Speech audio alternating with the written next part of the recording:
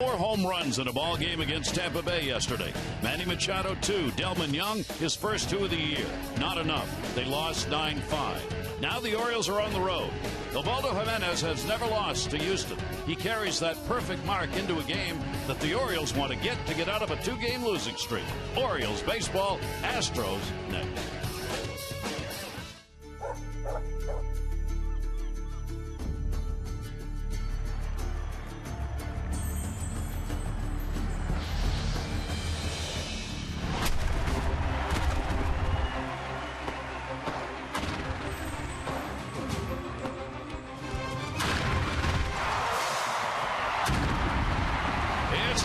On Masson, and the Orioles, after a long stay at home, are on the road, and Houston is the site of 4-game set. Orioles and the Astros, this will be the final series meeting for these two teams this year. And no, it is not raining, and the sun is out, and it was warm, blue skies and sunny today. So nice, in fact, they're going to leave the roof open, which they normally do not do for this ball game tonight, and that means the balls may fly a little bit more than normal. And you've got two teams who can hit some home runs. Hi, everybody. I'm Gary Thorne, and welcome. Great to have you with us here for this first of 4. In the Something's Got to Give category, we thought we'd take a look at the starting pitchers in this game. If they're going to be involved, something has got to give. Ubaldo is 4-0 with a great ERA in 10 starts against the Astros, including a 2-0 mark in games he has pitched here in Houston. For Brett Oberholzer, he is 2-0 with a .64 in his 2 career starts against the Orioles. Both have been outstanding against the other opponents, so these two could end up with a real good pitching duel tonight, Jim Palmer. Well, that's what I think. Both, obviously, A.J. Hinch and Buck Showalter hope that their starters give them a chance to win. I would go with Ubaldo, only the fact that this is only going to be the second start for Oberholzer because of a blister. So we'll see how that ended. Now, he's a change-up kind of a pitch-to-contact guy, but so is Ubaldo. But at the end of the day, he's been so good this year because he'll throw the ball over the plate, and when he does that, it usually, and we talked about this in the lunchroom, the ball's on the ground. Big thing because Houston does lead the American League in home runs. And the other thing is they play really well. They get them over 5 runs a game, something they did not do in 2014. All right, we'll see how it goes here tonight when we come back. You know, the NBA playoffs are underway, and some fans of basketball happen to play baseball. David Lowe's one of them. We'll talk with him.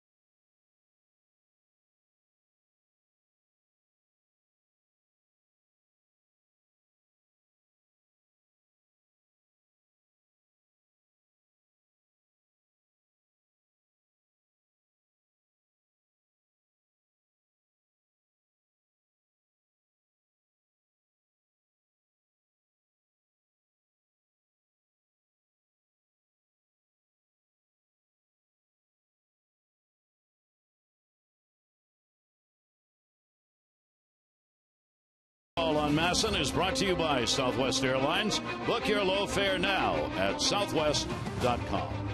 Back here in Houston, an opportunity before the ball game to talk with David Lowe, shooting for one of those starting positions in the outfield. He's from Akron, Ohio, went to high school there, went to college at Mercyhurst, which, while it's in Erie, PA, it is just across the border from his home state. He has always been a fan of anything sports in Cleveland. We talked about that just a few minutes ago. Yeah, kind of painful in a way growing up, but the Indians in the 90s were really good. I grew up Cleveland everything, big Ohio State football fan. Yeah, it's been good watching the Cavs and having LeBron come back to Cleveland and do what he's done, and now he's in his fifth conference final, and it's pretty good to see what he's doing for the team. But yeah, I've always been a Cleveland fan and have loved the city of Cleveland for a long time. Talk a little bit about LeBron leaving and LeBron coming back. Where were you as a fan and all of that?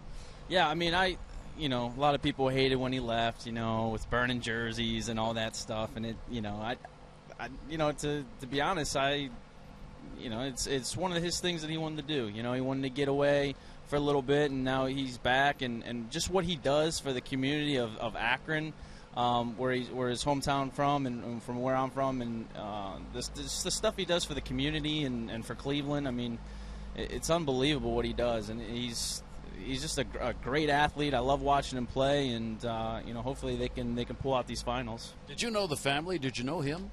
No, I didn't know him at all. I'd like to meet him one day, but no, I went to quite a few games. Got to sit courtside this past year for a couple of them, and just to see him play and see how big those guys really are. It's fascinating, and I love the game of basketball, and I'm rooting for my Cavs. Does Bud Norris have another team that he cheers for? Yeah. Yeah, me and Bud kind of go back and forth in the clubhouse. Just the other day, I hung a LeBron jersey up, and his locker's right next to mine, so he didn't take a liking to that. But it's been fun. We kind of pick at each other. We lived together in spring training, and when they played each other, they went out to the West Coast and played the Golden State, and then they came to Cleveland and played.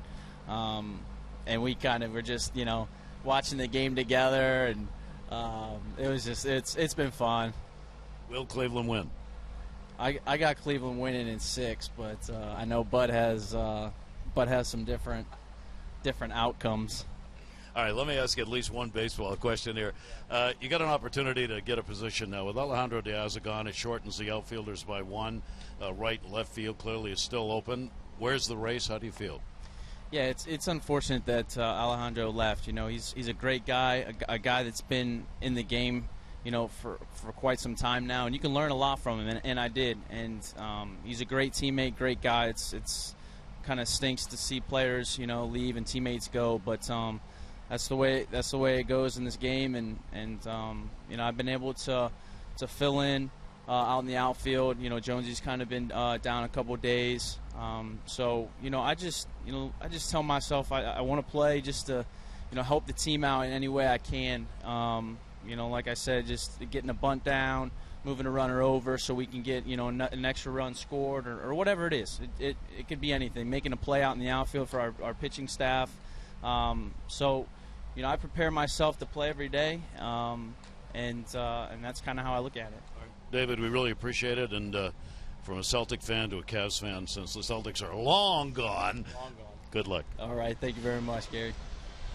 There you go. There's David Lowe, and he will be in the lineup tonight, and a loyal Cleveland fan, since Akron was where he grew up and went to high school and where he followed sports as a kid. Yeah, and of course he gets to, because he's, other than Adam Jones, who's DHing tonight, he's the best defensive outfielder the Orioles have, so he can really help you in that category. You got to go back and his walk-off home run already, but just has to get on base, because I don't really know at this juncture, because he really hasn't played that much this level if he's a base stealer, but he has the speed to go from first to third, first to home on doubles, and again, he can help you win games. So what he said was, but you guys touched on it over the weekend, or we said it down in Miami, Buck Showalter's been waiting for people to take Nick Markakis' spot, not only defensively but offensively, and that could be anybody. And you know, it's great that he's getting another opportunity, and he's going to do it against a lefty. Lineup cards being exchanged as they are. Ubaldo Jimenez has been a big story, obviously, for the Orioles. Jim, we take a look at the numbers through 9 starts, the comparison of what he's done on the right this year and in 2014. Well, you can see right there, I mean, the ERA is, about a run and third lower, so that's certainly right in the direction. Look at the walks. The walks were way up. This year they're down, throwing a lot more strikes. And we talked a little bit about the opening, but the ground ball ability, 79 balls on the ground, 33 in the air. He's pitching to contact, and that's what you like from your pitchers. You know, he trusts his stuff. He's got he's got a nice slider, and he's got a nice kind of a slurve. He's got a great splitter, but at the end of the day, he's a fastball pitcher, and he told us that coming out of spring training in 2014. For some reason, just couldn't mechanically do it. Worked with Ramon Martinez, worked with Dave Wallace and Don Cheedy, and totally different pitcher this year, and then they're playing well behind him. Yep, they are doing that. Little delay in the start of this ball game. They've been out there chatting around home plate. In the ceremonies that took place before, there was an illusionist. Watch the ball as it leaves his hands. It's not a ball. And you see all those little snowflakes coming down there? Well, all those little pieces of paper, I guess, had to be picked up by the grounds crews. So they spent a long time out there on the field getting the paper. They had to pick it up bit by bit, so that's why we're waiting. Well, you never want to leave home without a dustbuster. Thank you so much. Got one right in my bag. I should have gone down there. Yeah, but that's not your bag. Oh, that's right. Minor detail. You know, that's a first. Now we got to tell them. You can tell them what happened. Well, I came in earlier. I met the club here in Houston, and boy, I mean, I got in around 6. You know, said, "Where's a good place around the hotel to go eat?" Had my whole night arranged. Come home, do some work, see Game of Thrones. I open up my bag. It's not my bag. And my first thought is, well, it's my wife's scissors. But that would have been horrible, because then that meant my bag was in California. But there was a tag, so I called the lady. She said, actually, yes, that is my bag. I said, well, it's in my room. Can you please ask United Airlines to send my bag, or, give it to you? You'll bring it down. Oh, no, we can't do that. And thus began a most pleasant evening. Well, then I ran into some brat of the Masson Productions thing. He said, hey, take my van. So I actually had a nice time driving. It was a beautiful night. Yep. Not to drive to the airport, but I did it 3 times. Well, now you know the way to San Jose. All right, here's our BJ&E home game time temperature. As you see, the roof is open. It is 87 degrees. Humidity at 42%. BGE Home is Baltimore's home team for heating, cooling, plumbing, and electrical. Why would you call anyone else? Here's the starting lineup, brought to you by Southwest for the Orioles. Book your little affair now at southwest.com. Machado, Lowe, and Jones, Young, Davis, and Pierce, Joseph, Flaherty, and Cabrera. Manny Machado in the month of May. Those are the numbers he finished with. Some of the better offensive numbers among the Oriole players. And there is Brett Oberholzer, so this will be his second start. He's a finesse pitcher, probably 90, 91. You got a nice little slider slurve, and then the changeup. That's really a pitch he'll throw in any count. He pitches to contact, very much like Ubaldo Jimenez. Ubaldo probably throws a little bit harder, a touch farther. So he had the blister coming out of spring training, tried to make a start, did make the one start. It came back. He's done his rehab, and now he's back to help the team that is currently in first place in the American League West. So Houston comes in 31-20. They have a 4-game lead in the Western Division over the Angels. The Orioles have lost 2 in a row. They are 23-26. Orioles, though, just 2 games out of first place, trailing New York and Tampa. Buck Showalter's ball club only 2 away, even though they're 3 below 500. And we are ready to go with the roof open. That doesn't happen often here, so it gives a whole new look to this ballpark. Left-hander's delivery will be chopped to third base. Valbuena's there. Manny Machado. 1 pitch and 1 out. Take a look at the Astros defense.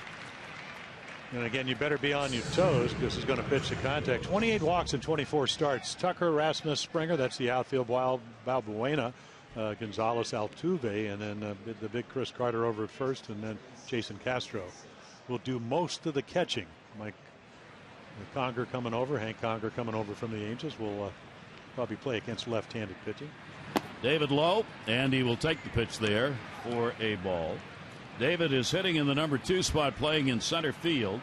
Adam Jones, as you saw, is in the lineup, but he is the DH in the ball game, missing 2 games in center.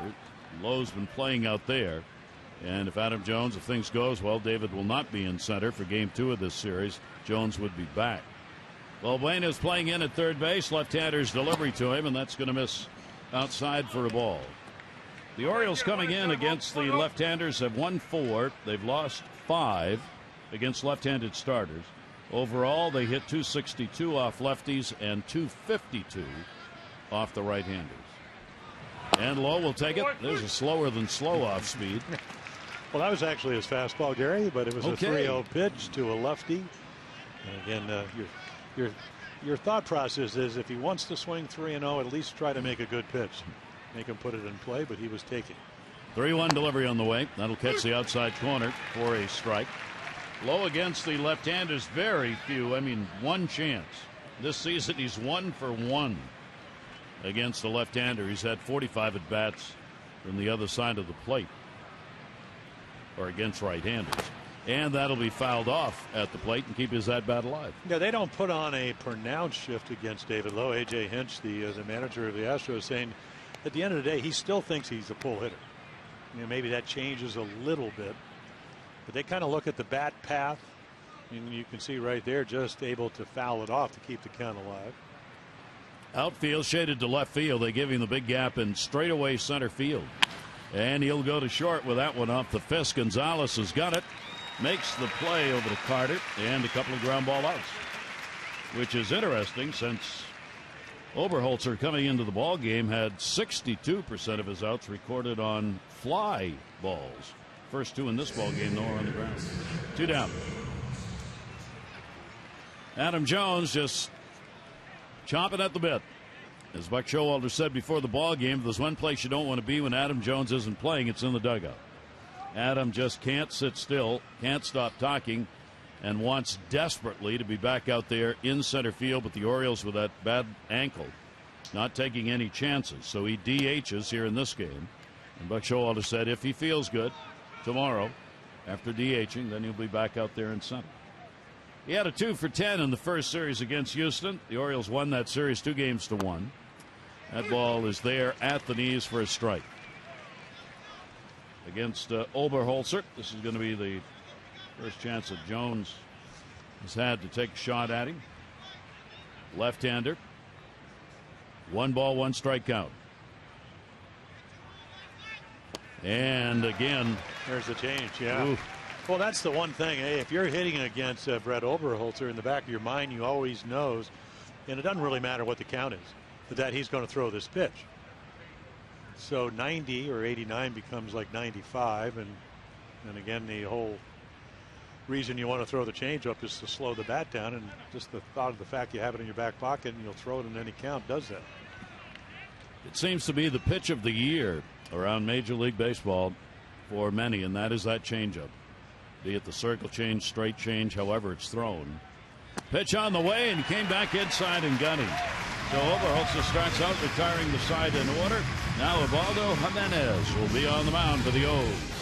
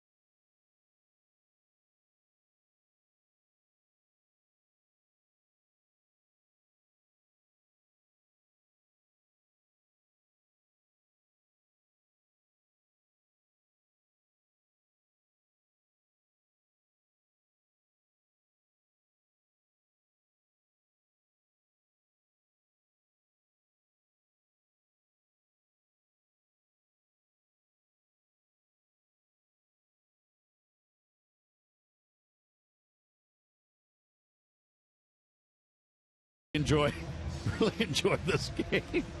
I want to know who he's going to hit with that water bottle first, though. His parents or his sister. All right, let's take a look at the starting lineup for this Houston team. Springer, Altuve, and Tucker. Gaddis, Rasmussen, Carter, Valbuena, Castro, and Gonzalez. Evan Gaddis in the lineup against the Orioles. A big first series. And Ubaldo Jimenez, you can see a lot of fastballs, two-seam variety. Occasional four-seamer, breaking ball, slider, curveball, and then the changeup is his split. And as we told you, 79 ground balls, 33 in the air, and that's not a bad idea. How to pitch to this team, best home run hitting team in the American League. Springer will take it for a strike. There are the numbers. The opponent batting average, you see the righty-lefty numbers. And that ground ball, 53%. Certainly up from last year when he was at 41%. Yeah, and this is really like back-to-back starts. His last start was a 7-inning game against Houston. Gave up 10 hits, 4 runs. George Springer takes the pitch. It'll be in the outside corner for a strike. Yeah, Gary, I always look at who's umpiring behind the plate when Ubaldo pitches this year, because if he gets and it seems like more pitches down around the knees are being called, but if he gets that pitch, he'll very, get those, very tough. won't he? Right, because then he can go up into the zone. He can let it go. So 90, 91, can get to 92, 93. And then you got George Springer, free swinger.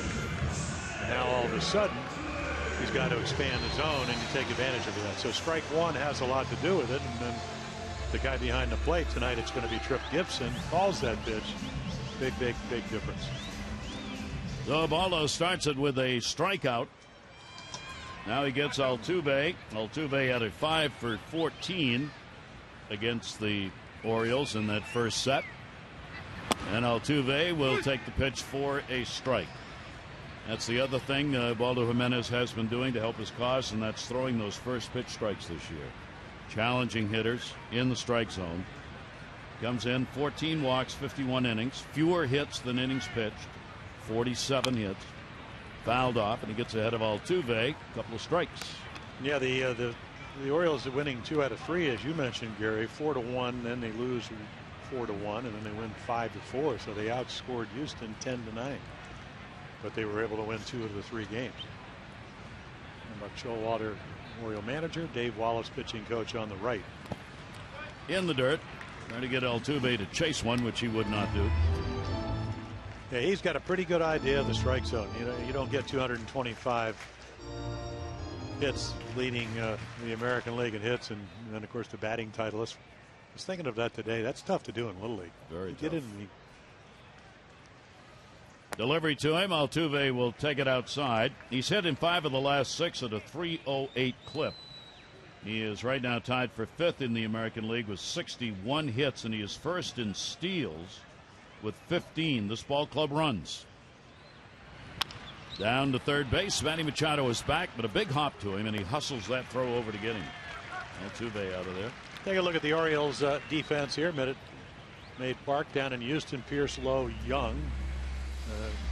Adam Jones, the 4-time Gold Glover, still with the ankle. He's the DH. Machado, Cabrera, Flaherty. And then Chris Davis over at first base, and Caleb Joseph once again catching. There is Cabrera playing at short with J.J. Hardy out. A little trouble in his side. They hope it's not an oblique, but they're concerned enough that they did not want him in the ball game tonight. We will see as tomorrow comes whether or not there's any further news on what that problem is with his side. J.J. Hardy thinks it may be the fact he's been taking too much extra batting practice. The pitch to Tucker, and that will be foul back. And for Buck Showalter, of course, the hope that he'll have him back in the lineup in a hurry before the game. He's got a little soreness in his side that I don't like. Richie and I don't like the characteristics of it. Don't want it to turn into something else. He wanted to play tonight, but we're going through this stretch of so many games and with no turnaround, no recovery period. I think we're playing 20-something games in a row without a day off. I would all love for him to play, but I just don't think you got to take it out of their hands. Hopefully, it's something we can get ahead of, not turn into something else. Buck Showalter on Hardy's situation. Well, he missed all the time with the left shoulder injury when he kind of dove for a ball in spring training. So about 25 days of the regular season, you don't want to. It's too important to your lineup to have out for a month, and that's what the obliques, a month, 6 weeks. Yep. The day-to-day ends up being a long, long time. You saw the shift on against Preston Tucker, the rookie batting third. He had a 3 for 12 against the Orioles. Pitch on the way to him, and swing and a foul tip held on to by Joseph. So Jimenez with a very good start. He retires the side in order with a couple of Ks.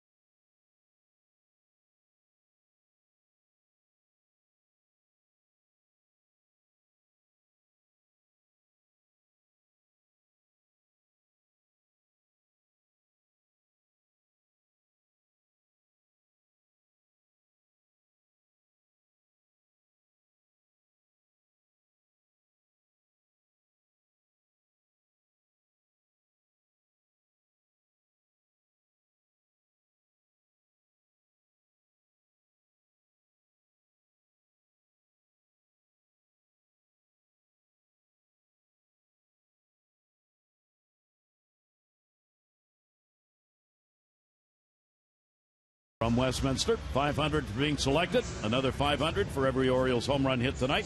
Play baseball buck scratch-offs and win up to $50,000 or enter Norn winning tickets for a chance to be the contestant of the game. Visit mdlottery.com/baseball. There's J.J. Hardy watching and not playing in the ball game tonight. Young will lead it off. It'll be Davis and Pierce to follow against the left-hander. Young takes that big cut, as he is apt to do on the first pitch. Against the left-handers this season, .364 for Young off lefties. Well, no home runs till yesterday. Back into the seats. Yesterday, he got 2. Yeah, nice day to hit home runs, and unfortunately the Orioles scored 5 but gave up 9. Manny Machado with a couple of home runs. Young blasted those. This is a ballpark you can hit him in. That off the end of the bat will go to short. Gonzalez ranges and will record the out. Let's take a look at our American Standard. Who's haunted, who's not. Celebrate the season with the American Standard All-Star event. Visit MidAtlanticComfort.com for amazing rebate and financing opportunities. Chris Davis certainly heating up with the weather in Baltimore. The bat. It's a lot of home runs and extra base hits and RBIs in 6 games. And then Val Buena, who's going to really play against both righties and lefties. He's got 10 home runs on the year. And here is Chris Davis. But not lately. Not lately, no. Pitch will be a ball. They checked down to third base. He held up on it. There's the big shift against him.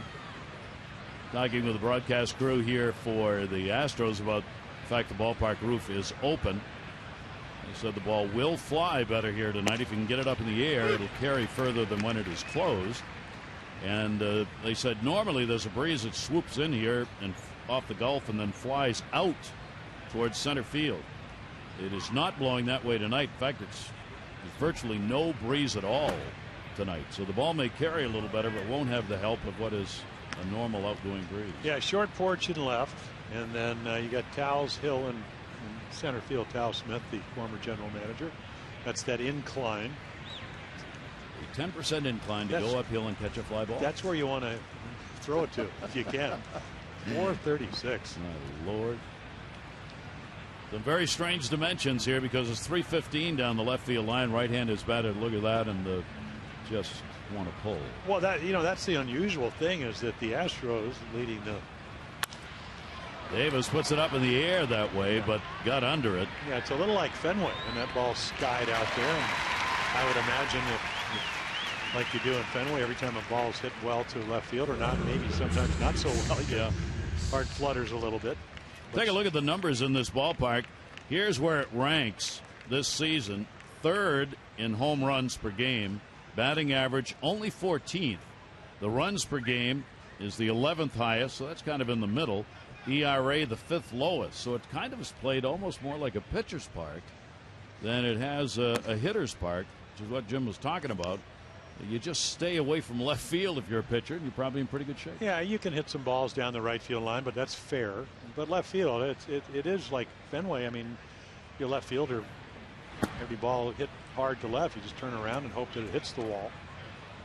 Steve Pearce has had a home run in this ballpark. He's a .240 hitter in this yard with 1 home run.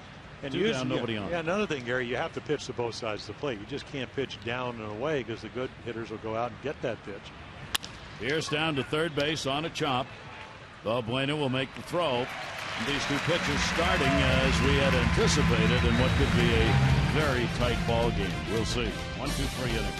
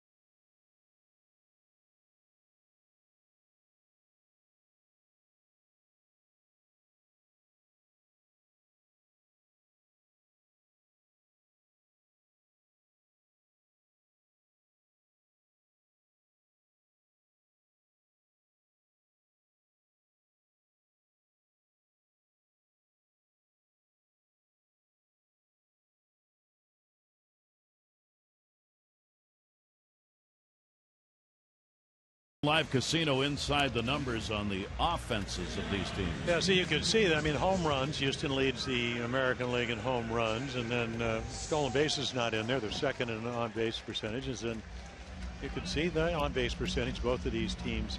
And that's the unusual thing. The average, Gary, if you look at it, the Orioles are what, 17 points higher, but they don't walk, and you could look at Houston at 237. I mean, the runs are almost the same. Yep.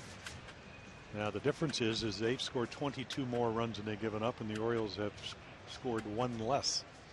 So their run differential, which most clubs, and they've also played 2 more games, but they're 11 games over 500, and the Orioles are 3 under. Yeah. Evan Gattis, we were looking at his numbers, showed you in the first inning. He's got a 7-game hit streak coming into the ball game. He had a real good series against the Orioles. He went 5 for 11. He had a home run and 2 RBIs at Camden Yards. And that'll be foul back. During the streak, he's hitting .448. So this is a real hit streak. 8 hits and 24 at-bats. He is now tied for 8th in the American League in homers and tied for 11th in RBIs. Yeah, slow start. And lately, you can see their home numbers right there. I mean, 10 home runs, 30 RBIs last 33 games. Coming over from the National League, from Atlanta. Ball put up in the air, headed to the seats on the first base side. So you can see Teixeira, the highest percentage of hits as home runs. Right behind him is Chris Davis. Balbuena with his 10 home runs. Gattis down the list. and then Chris Carter at 9th. So The long ball hitters. yeah, 3 of them for Houston. Ooh, did he go up the ladder on that one? Jimenez at 93 miles an hour gets his 3rd strikeout of 4 hitters faced. That was an oops pitch. Whoops, they got it up out of the zone, and then he chased it. He attacks the ball, but I'm not sure I've really, other than Frank Howard, who was 6'8", I'm not sure I've ever seen anybody swinging a ball that high. That ball had to be, what, 3 feet over the letters? Paul Bunyan, it might have been a low strike to him, but no, I mean, and I mean, Gaddis is red hot, but that kind of tells you if you think you see the ball and you don't, that's Doesn't what look good. can happen. Yeah. Well, here's Rasmus, who always likes to see Jimenez on the mound. He gets to start every time Ubaldo pitches. He's a .419 lifetime hitter with a home run off Ubaldo Jimenez, and he has more hits and a higher average against Ubaldo than any other pitcher that he has faced in his career. And Colby Rasmus is a veteran. He kept it going in that series in Baltimore. He had a season-high 3 hits, 3 for 4 against Jimenez in the ball game that Ubaldo pitched there. So Rasmus gets his opportunity and makes the start in center field in this ball game.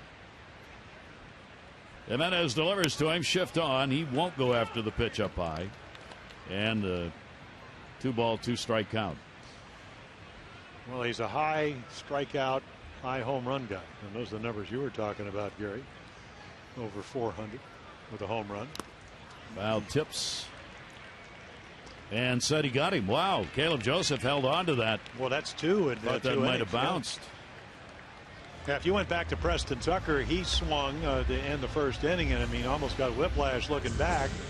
And when you foul tip it, of course, Rasmus, he's looking back to see if the ball actually stayed out of the glove before it hit the ground, and that's really what discerns whether it's going to be a strikeout or just a foul ball.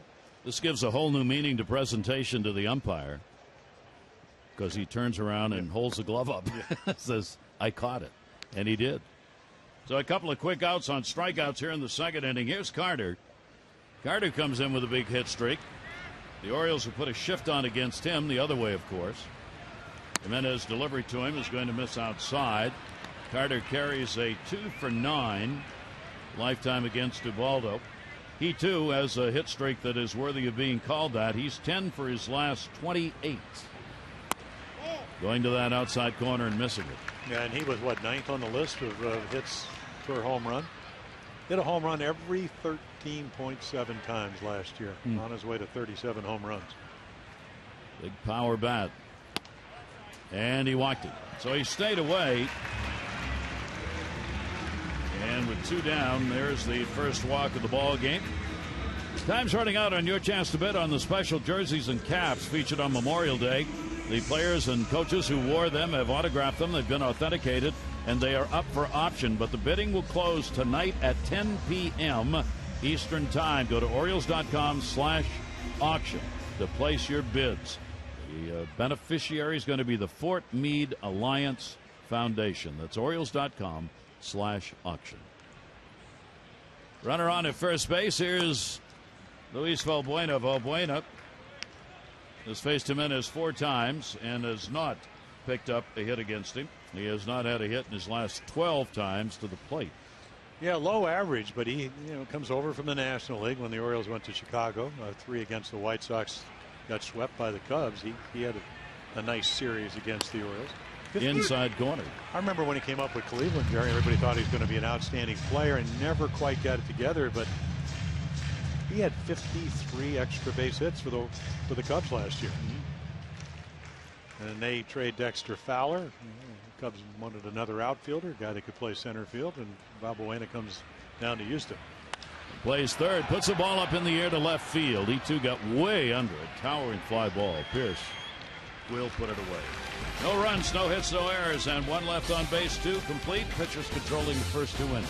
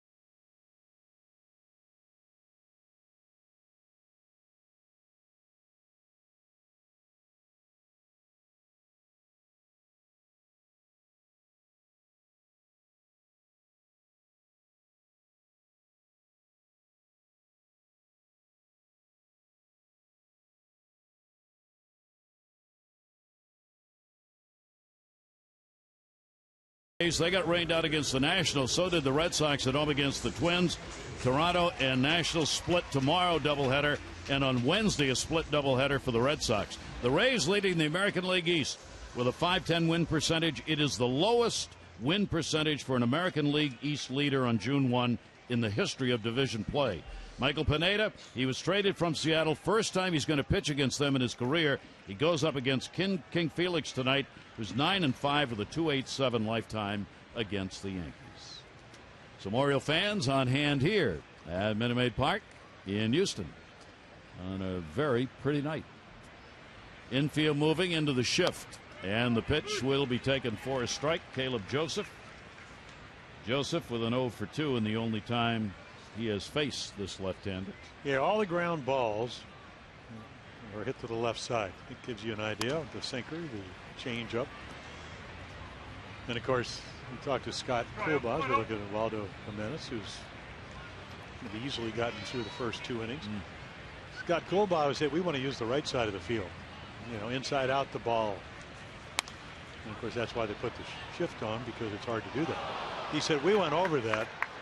A.J. Hinch was saying if the Orioles swing at Oberholzer's 2-0 changeup, which is a pitch he'll throw when he gets behind because he pitches backwards, he said it could be pretty successful. And Scott Coolbaugh says we already talked about that. Yeah. Now whether we can do it. Execution. Set up outside on the target, came back in with it down the line, may pay for that, and just foul. You saw where the catcher was set up and where that pitch ended up. It gave Joseph an opportunity, and he almost got one. Caleb will bring it back on a 1-ball, 2-strike count. Home run wise against Oberholzer, he has last year he gave up 4 to left-handers, 8 to right-handers. He's only pitched the 3 innings this year, so the numbers this year don't tell you anything. Pitch will come inside. Yeah, 24 starts, 12 home runs. Now, obviously, he's not pitching 9 innings in each one of them. 143 innings, 170 hits. You get the idea that he pitches the contact. They did not score runs for him last year. Yeah. A little over 3 runs a game. That'll go to short and off the glove. Missed time by the second baseman, Altuve. The shift was on, and he was right where he needed to be, but he needed to be a little more LeBron James. Well, at 5'6", we might have seen the apex of his vertical leap, so to speak. Nice little approach back up the middle, and then of course Venezuela, a lot of soccer, maybe not too much basketball, a little volleyball maybe. Yeah. He was skying. Base hit. That's all Caleb cares about. He got the single, and now the shift moves the other way, and they will play for a bunt. Well, we saw Ryan Flaherty, a couple of doubles, flick the ball into left field. Clevenger got thrown out at home plate on Saturday. Does not show bunt there. Again, injury prone with the groin injury, which he says feels great now. Flaherty's had only 7 at-bats against left-handers. He's gone 3 for 7. Scoreless ball game. Flaherty not bunting, takes it to center field. Rasmus will have to play it on a hop. So Ryan Flaherty, given the green light, delivers, and the Orioles get 2 on here in the 3rd inning with nobody out. So we've had 2 hitters now that stay inside the ball, not around it. You kind of like, nice bat angle right to the ball. The ball's up. Probably not where Oberholzer wanted to get it, and then the approach is not to do too much. So J.J. Hardy out. Erith Cabrera is playing it short, and he gets the chance. Put the Orioles on the board. Well, now you can expect a bunt. Infield. In it at first and third. Back in the middle. Cabrera does square. Takes the pitch. And it will be a strike. Trying to get 2 moved up into scoring position. He's had 1 sacrifice. The Orioles switch hitter. 125 right. 239 left-handed. Runners getting their leads. Joseph at second, Flaherty at first. Not in very far. Valbuena at third. Pitch on the way, and he wasn't bunting, and he just missed, slicing it foul. Well, a couple of decisions, I imagine, if you're Buck Showalter. Yes, you want to get the runners over, because if you do, you've got Manny Machado coming up, who's red hot. The other thing is, how well does he bunt? Number 3, I suppose, and they weren't in that close. How well are defensing the bunt? They really weren't. No, they were, but they weren't. So I'm kind of surprised that he did swing away. They were halfway about it. I mean, this isn't Dallas Keuchel who won the Gold Glove out of the mound. I mean, not that Holzer cannot field his position, but not as good as Dallas Keuchel. Pitch on the way, and Cabrera over the top of it. So he strikes out. There's the first out of the inning, and the second strikeout picked up by Oberholzer. So 1 away, and now the infield will play back. Double play depth. Yeah, nice little breaking ball right here. Once he gets the 2 strikes, can you execute your pitch? He does. One of the reasons the Orioles are a little over 3 runs a game in May is after scoring over 5, almost 5, over 5.5 in April, the little things. I'll show you those numbers in the broadcast looking at where the Orioles were in May. There's that great off-speed delivery and way out in front. Well, and the reason I say that, Gary, it is a lot easier to pitch here, even though Manny Machado did hit the 2 home runs and is certainly capable of doing a lot of things with the bat, when there's runners at first and second versus second and third. Puts the pressure on Oberholzer, and that's why it's so important to get guys over. There's a half swing ball to third. They'll play to 1 relay. That's a major league double play. Altuve got rid of that on the pivot just about as quickly as you can do it. No runs on 2 hits, no errors, and 1 left on.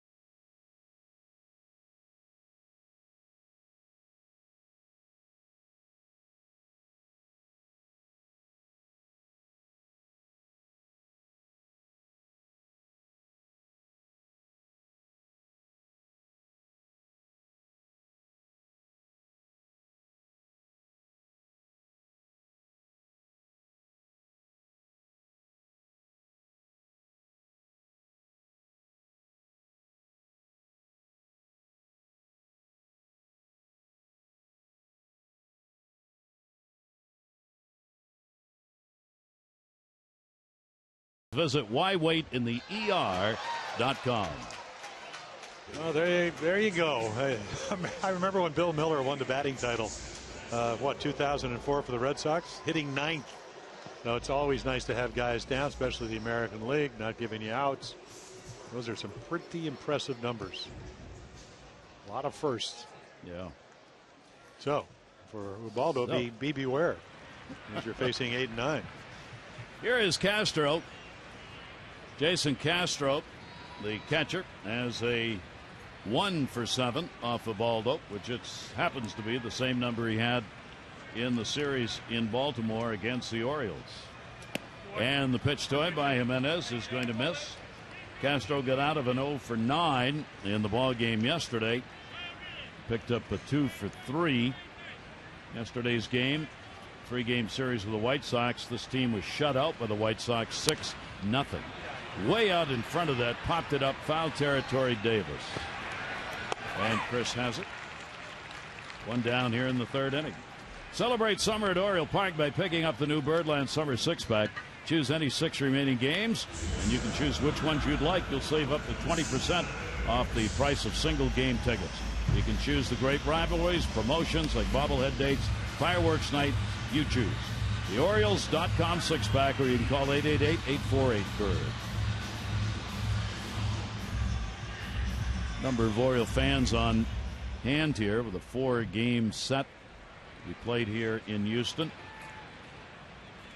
Only 7 games played. These 2 ball clubs. Here's Gonzalez batting 9th. He goes in the air to right. It's in the air for Young. 2 down. Yeah, gets a nice pitch to hit. The first ball that's been hit hard tonight. Call him the Atom ball. Right at him. Nice to throw when you're pitching.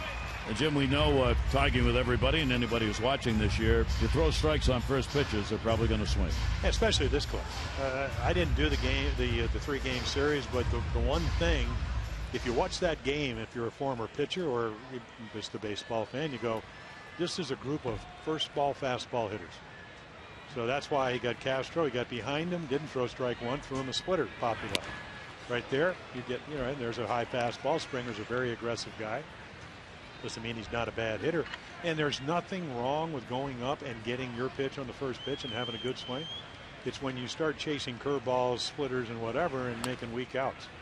And Ubaldo Jimenez throwing strikes to him, and that'll get him ahead of the count here. 2 strikes. Take a look at our Jeep Inside the Numbers regarding how aggressive they are. And that's since last year. Of course, George Springer came up in May. It's 7 home runs in 7 games. So again, free swinger, young hitter. So you'd know that if you're the pitcher on the mound, and then you decide how you're going to go after him. He's just moved into that leadoff spot at a 1-for-4 there yesterday. This is the 8th game that he has hit in that leadoff position, and they keep him there right now. A.J. Hinch has seen his numbers go up. He's hitting .296, 5 walks, over 4 in the on-base percentage since being a leadoff hitter. So, hey, they're producing there, stay there. He can steal bases. He's a very, very good outfielder. Breaking ball, that'll go to shortstop. Cabrera's got it over to Davis, and another strong inning. So he's retired the side in order twice. Only 1 base runner through 3 against Jimenez. That was a walk.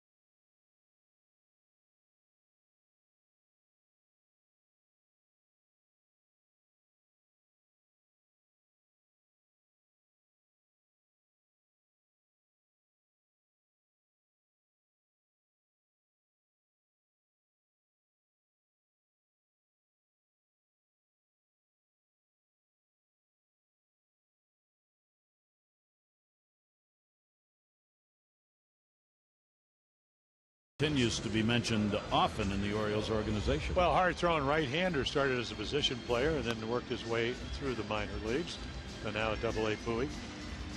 I think a lot of people, when you project the Orioles with 10 potential free agents, that he may be eventually in the Oriole bullpen.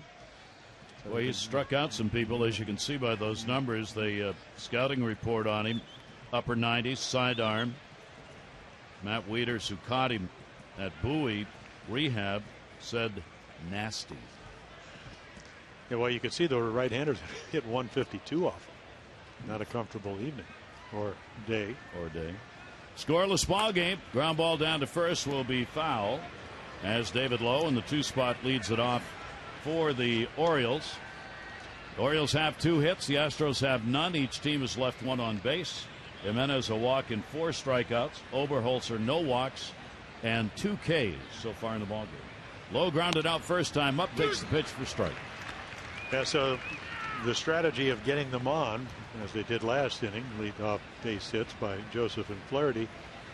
Got to figure out a way, if you get them on, get them over or in. Ball game where manufacturing a run may very well come into play early. That's going to be a base hit into left field. And even with Tucker playing in and over, he found the grass and he's on with a leadoff single. I mean, if you're Scott Coolbaugh, you're going, oh, this is exactly what we talked about. You don't want to overswing against Brett Oberholzer. If he gets to 2 strikes, you have to use the middle of the field, the opposite field, and that's exactly what he does. In fact, all 3 base hits are that variety. Now, again, as we said, you got to move the runners over. All right, let's see. Adam Jones at the plate, DHing in the ball game. Strikeout victim his first time up.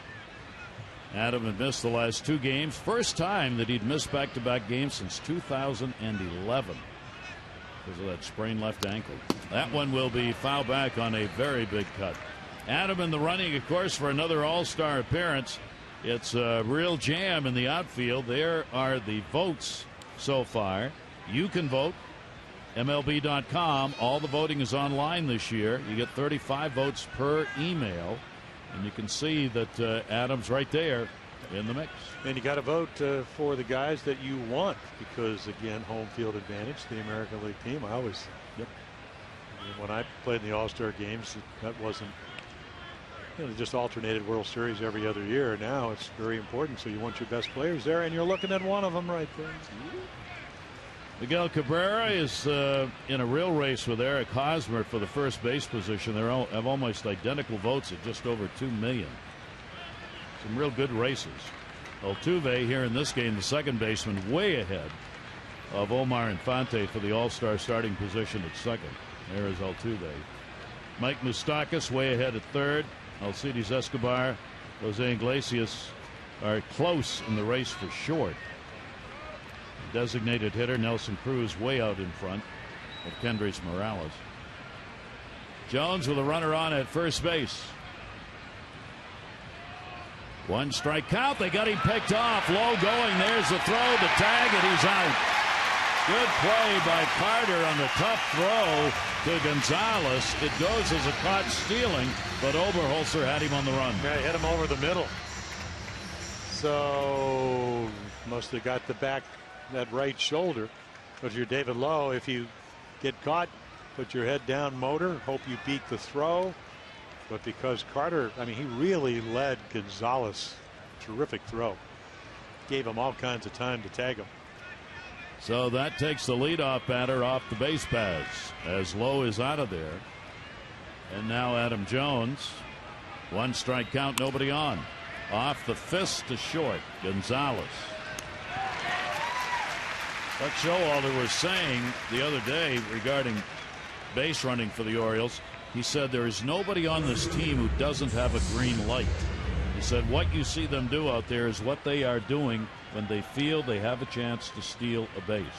Now they'll take the green light off sometimes, but he allows the players to make that decision to go or not go.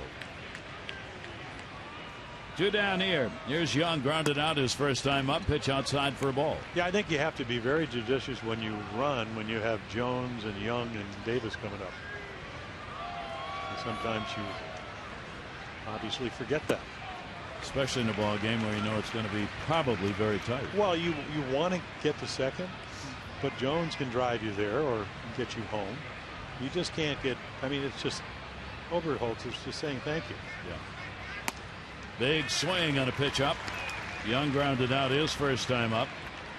Orioles had 2 singles to lead off the last half inning. Couldn't convert. Single in this inning, and now that leadoff man gone again. Oberholzer. 1 ball, 2 strike count with 2 down. Upfield shaded to right. Ball put to center, and a base hit for Young. Okay, if you think of the whole dynamics of a second time through the order, if you're Brett Oberholzer, you're going, okay, now I pitched, almost 5 innings in my last rehab, gave up 4 runs. They get to see me for the second time. Oh, no, the leadoff guy just got on. Now I got to face Jones, then I got to face Young, then I got to face Davis with Pierce behind him. And then you get yourself picked off. It makes it a lot easier. I mean, it's human nature. It's baseball. Here is Chris Davis. Chris flied out to left field. His first time up. Be looking for the long ball. Never had a home run here at Minute Maid Park. .214 average in the games played here. And the pitch is taken for a strike. For Chris this year against the lefties, real solid numbers. I mean, real solid. He's hitting .300 against left-handers, and 3 of the 12 home runs are against left-handers. That average is 97 points higher against lefties than righties. It seems that he uses more of the whole field hitting off lefties. Ground ball into that shift. Altuve's right there. Plenty of time to make the throw. No runs, couple of hits, no errors, 1 left on base. Bottom of the 4th coming. Ubaldo Jimenez, no support yet.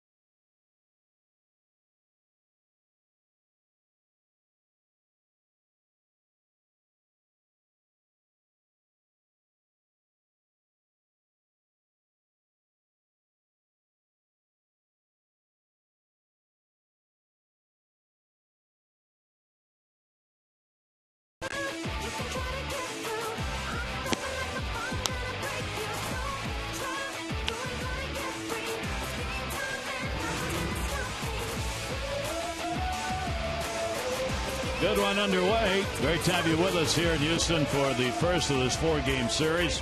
Gary Thorne and Jim Palmer joining you. 0-0, bottom half of the 4th inning. Jimenez, no walks, 1 walk rather, and 4 strikeouts in the ball game. And he'll face the middle of this order, Altuve, Tucker, and Gaddis due up. Altuve grounded out his first time up. That big .295 batting average. Delivery to him, the off-speed pitch is going to miss up high. 4 hits for the Orioles, none for the Astros.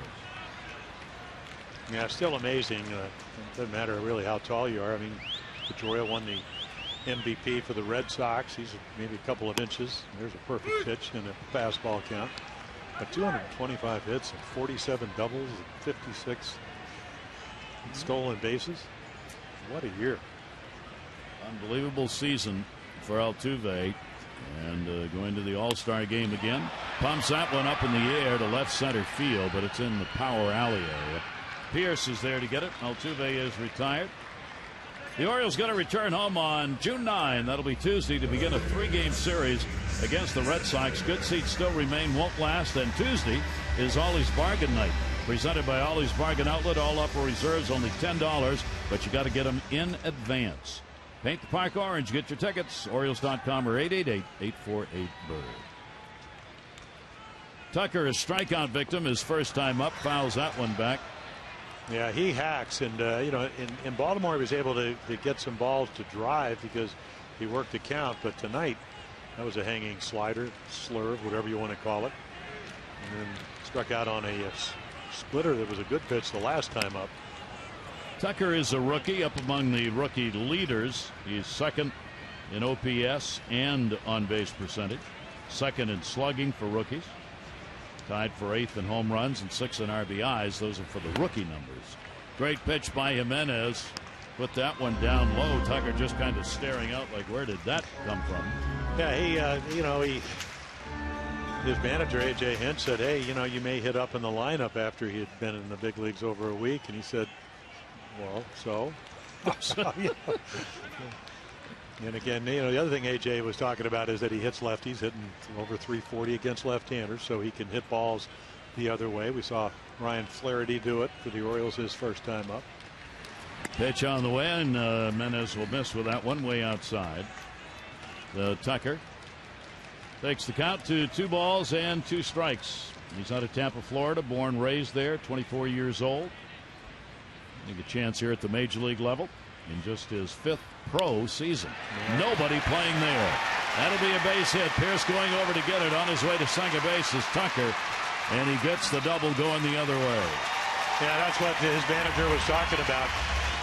Part of the process is, I mean, you can talk all you want about using the whole field and letting the ball travel, the angle of the bat, but you get a good pitch to hit, and this is just a slider that does nothing other than kind of hover away.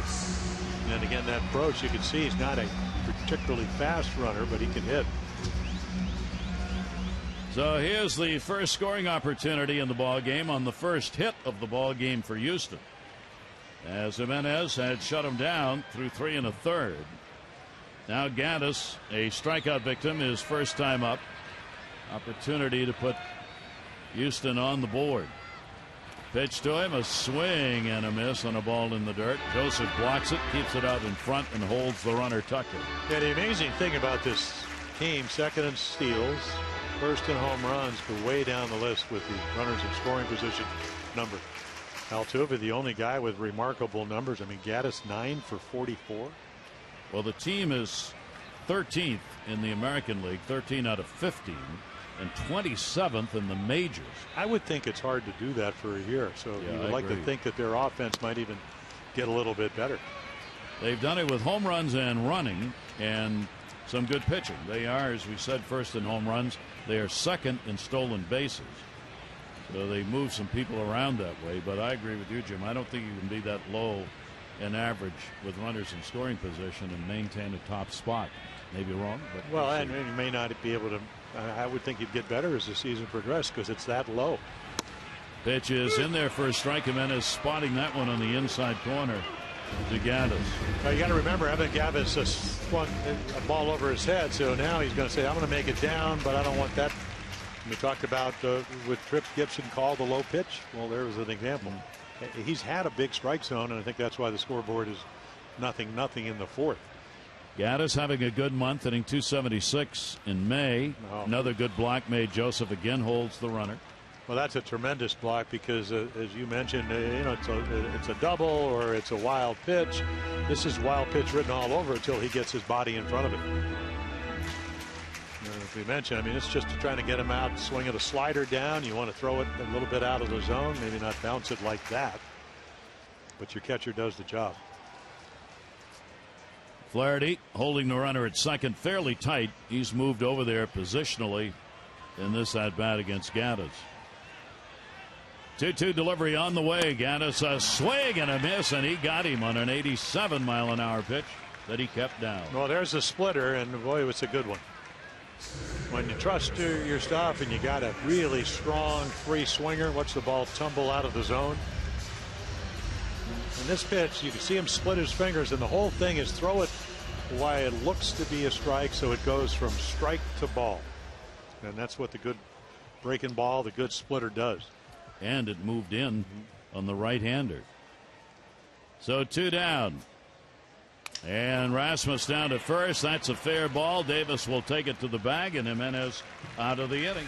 No runs, 1 hit, no errors, and a runner left on at second. This pitching duel continues.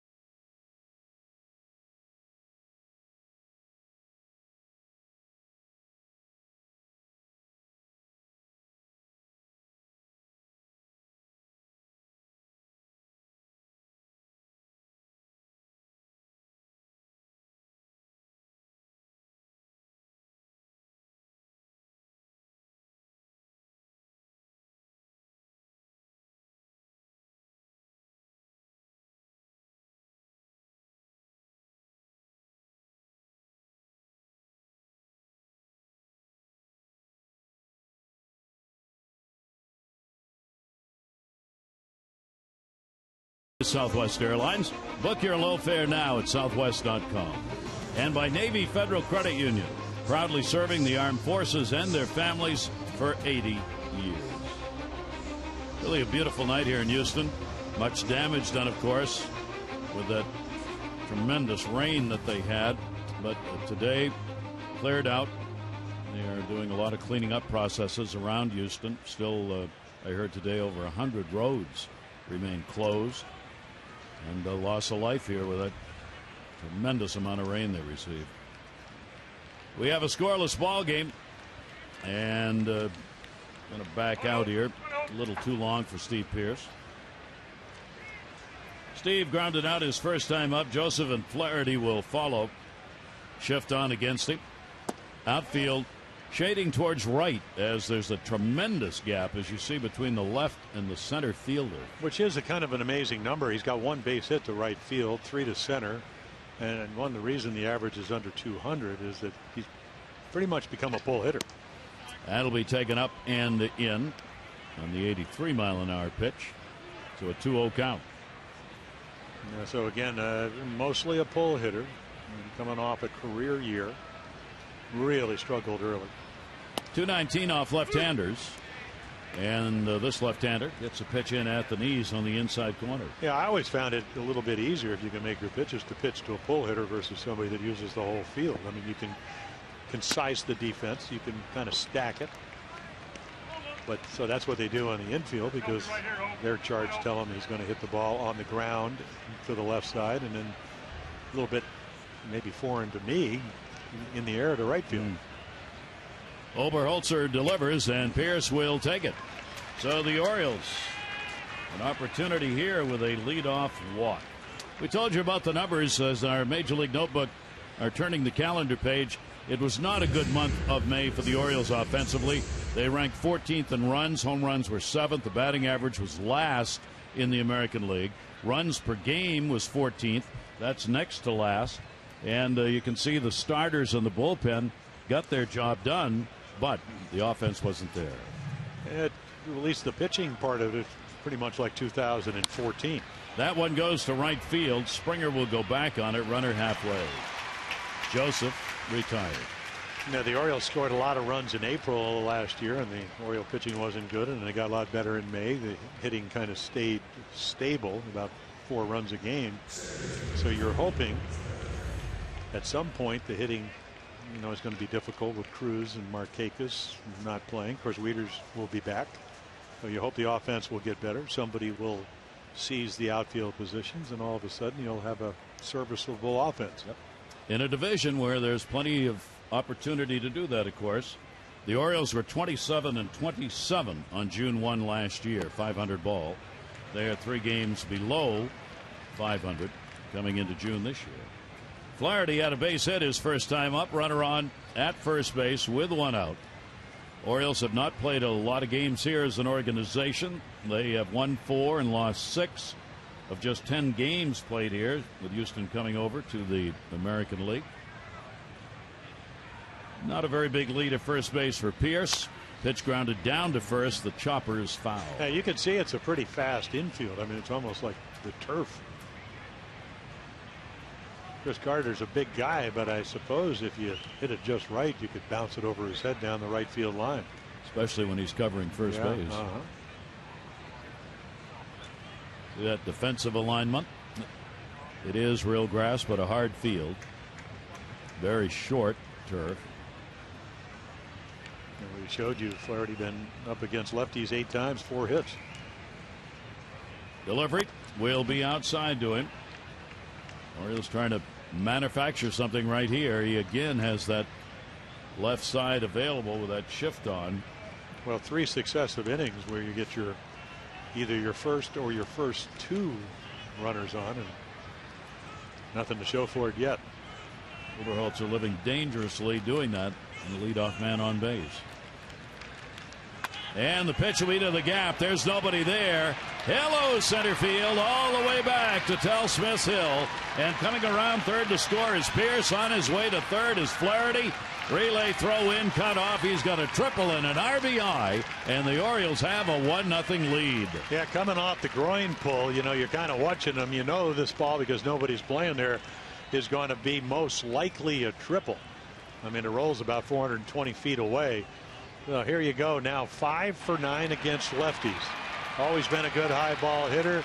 Springer, by the time he runs it down, Ryan Flaherty, there's Pierce going to make it 1-0. Flaherty all the way easily standing up into third base. So now, the way Jimenez is pitching, if you're A.J. Hinch, you're going to have to play your infield in. Flaherty's first triple of the year and his 5th RBI. Infield will be drawn in with a runner at third and 1 away. Cabrera's up. Strikeout victim is first time to the plate. The Orioles on their 5th hit get a run in. There's the bunt. It's a suicide squeeze, and it is foul. Flaherty was coming. So Buck Showalter putting his faith in Cabrera's ability to get that ball down, with Flaherty on his way in from third base. Yeah, high breaking ball, and he just had trouble making contact. But this is where the luck factor comes in. There it just kind of spins, and the ball way outside. I don't know if Oberholzer knew that was a squeeze. Maybe he just had a breaking ball grip and threw it up and away. The infield will stay in. See if they dare to try this again. They will not, and that fastball really beat him. Even though it was 89, it was by him. Yeah, it was almost like, Gary, I think I want to get a ball in the air. That's what you work on. And I thought it was going to be a good pitch, and about halfway I realized it wasn't. It was a very half-hearted swing because of the position of the ball. Strikeout victim his first time up. One down here, runner at third with a run in.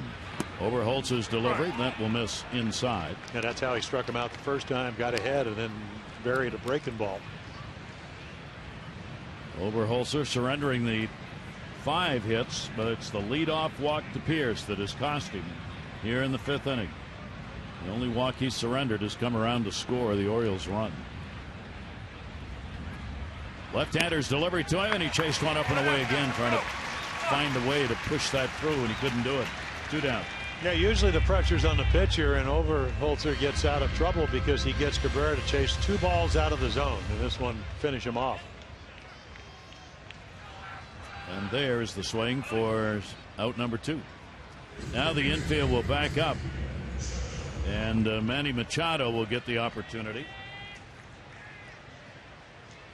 2 down and the runner at third. Machado has hit into a double play, 5-4-3, and grounded out 5-3. Manny goes to the middle, reaching, long off balance, throw, he got him. Oh, mercy. What a play by Gonzalez. They may take a look at that on review, but whatever the call ultimately is, that's a tremendous effort. Well, look at this throw right here. I mean, it's just a heave. And again, Carter, I'll tell you, I think he might have beat it. But a very long stretch by Carter. This will probably beat a definitive angle right here. Nope, might have got him. He got him. Yeah. Well, that is an unbelievable play. Intentionally bouncing it into the glove and control before the foot comes down for the out. So the Orioles will end up with a run on a hit and a base runner left on at third base. They're still talking out here about whether or not, I guess, whether Buck wants to challenge this. So is the ball? Yeah, the ball's in the glove. I mean, again, have they ever come up with the official read of whether that ball? I mean, the first base glove is so big. Yep. Does it have to be in the fingers of the glove? Does it have to be in the palm of the glove? Looked like that throw beat him by that much. So Ryan Flaherty delivers the RBI, picking up just his 3rd major league triple, and the Orioles take the lead.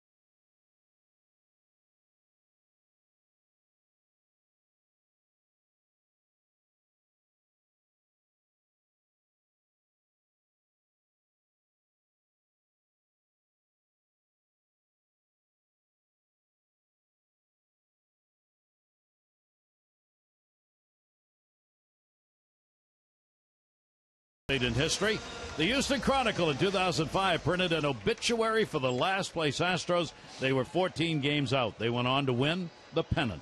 In 1941, Mel Ott, his 400th career shot, and it would come on his 15th career run as the Hall of Famer would put up some unbelievable numbers in 22 seasons, 304 batting average, 488 doubles, 1,860 RBIs. He finished with 511 home runs, which was third best at the time of his retirement. Mel Ott. Interesting, I was reading about Mel, and it's kind of, I think about how many players that do this today. He came out every day about 5 hours before game time, popped up, right field, Davis. I don't know if Delman sees it. Nope, and it's foul. And nobody saw it. Except the umpire. In fact, nobody saw it. Delman's got his hands off to his side in right field, Delman Young. And again, that's a ball that's an out if the roof is closed.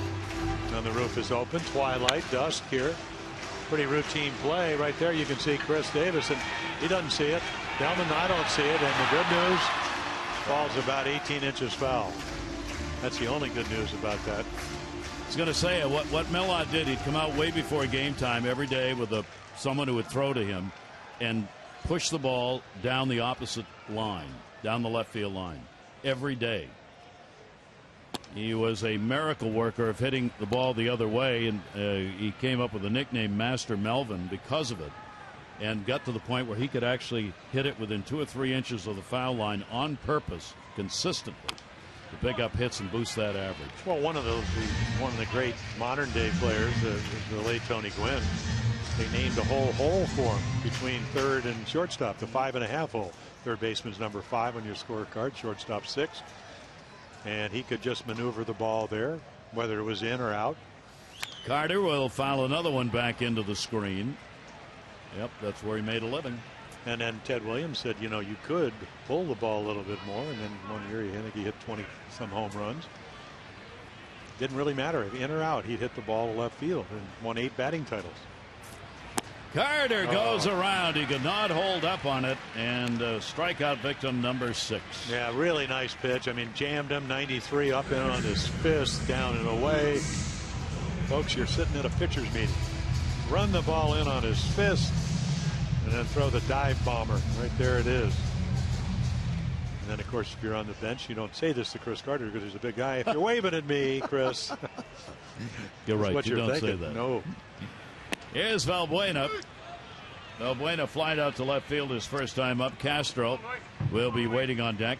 Jimenez has walked 1, struck out 6, given up no runs on 1 hit. It's a little bench talk. Little bench talk. Which is why the players were so worried when we had the empty ballpark game at Camden Yards for fear of what might be heard. Well, they heard you in Dundalk.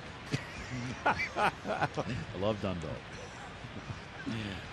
A 1-ball, 1-strike delivery on the way, and that one is deep to right field, way back, and goodbye home run. Luis Valbuena has tied the ball game up on the Astros' second hit of the night. Well, that's what he does.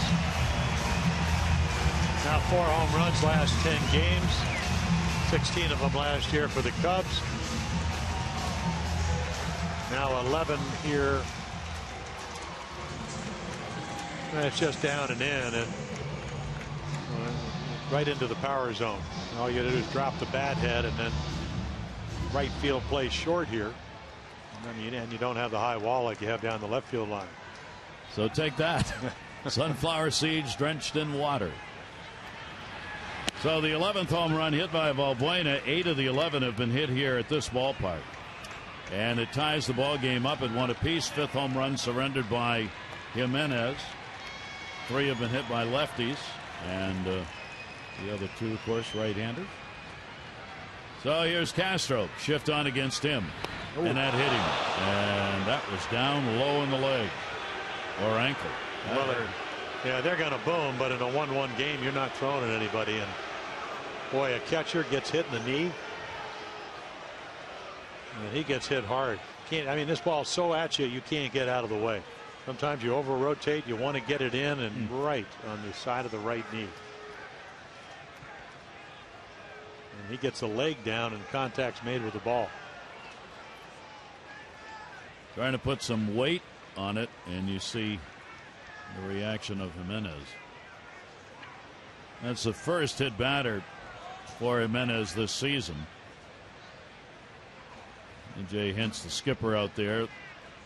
Yeah, there's just nowhere to go. Boy, it's so easy to do that when you over rotate just a tad, pull it inside instead of throw it to the lanes that you're trying to throw it to.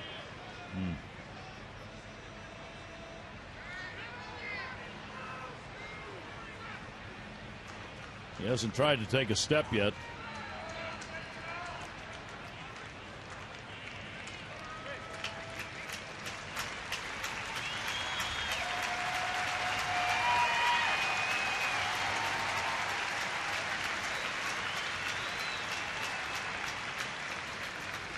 So Castro wants to stay in the ball game, and it looks like Hinch may let him. Or not. I mean, AJ's a former catcher. Yeah, I mean, that's what you're going to have to do next inning. How are you going to do that? And he's your regular catcher. You would think he'd get some ice on it. I mean, you're right. I mean, if you're catching, you're a tough guy.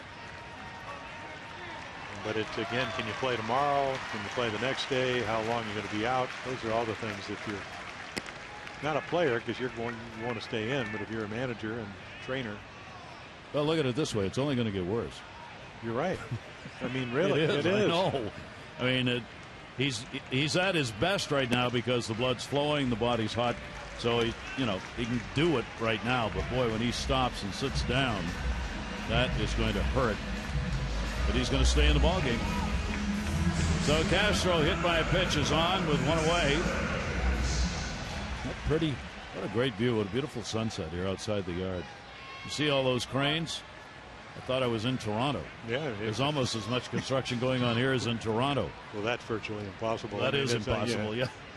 There's a lot of building. All right, pitch on the way, and now Jimenez has got to recover from this. Obviously, you can't let that hit batter affect you. Come back and do what you've been doing, which has been successful, except for the home run by Valbuena. Yeah, and Gonzalez hit a rocket into right field, but right at Delman Young. So he, at least until the home run, hardest hit ball of the night.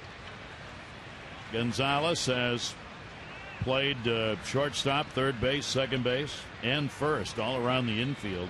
Yeah, and he'll look for a ball to try to hit into right field. He takes it to first. Davis has got it. He goes to second one. Oop! They're calling it out. Now the old rule is not in effect here. You got to have had possession, and if you drop the ball on the transfer, which is what was signaled by Mark Carlson, it's okay. It's an out. Got it. Yeah, he didn't have. They're going to reverse this. I don't think he had. They're not even close to having possession. No. The Orioles going to get a break on this one. Is that called? I mean, I thought you could call in the neighborhood.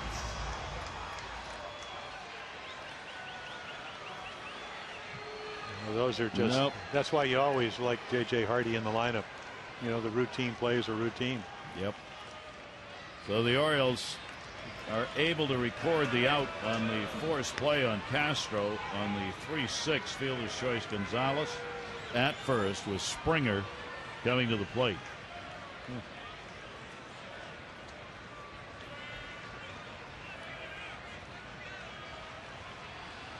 Pitch on the way to him, and a swing and a miss. Under the instant replay procedure rules this year, you can challenge forced plays, but not the neighborhood play.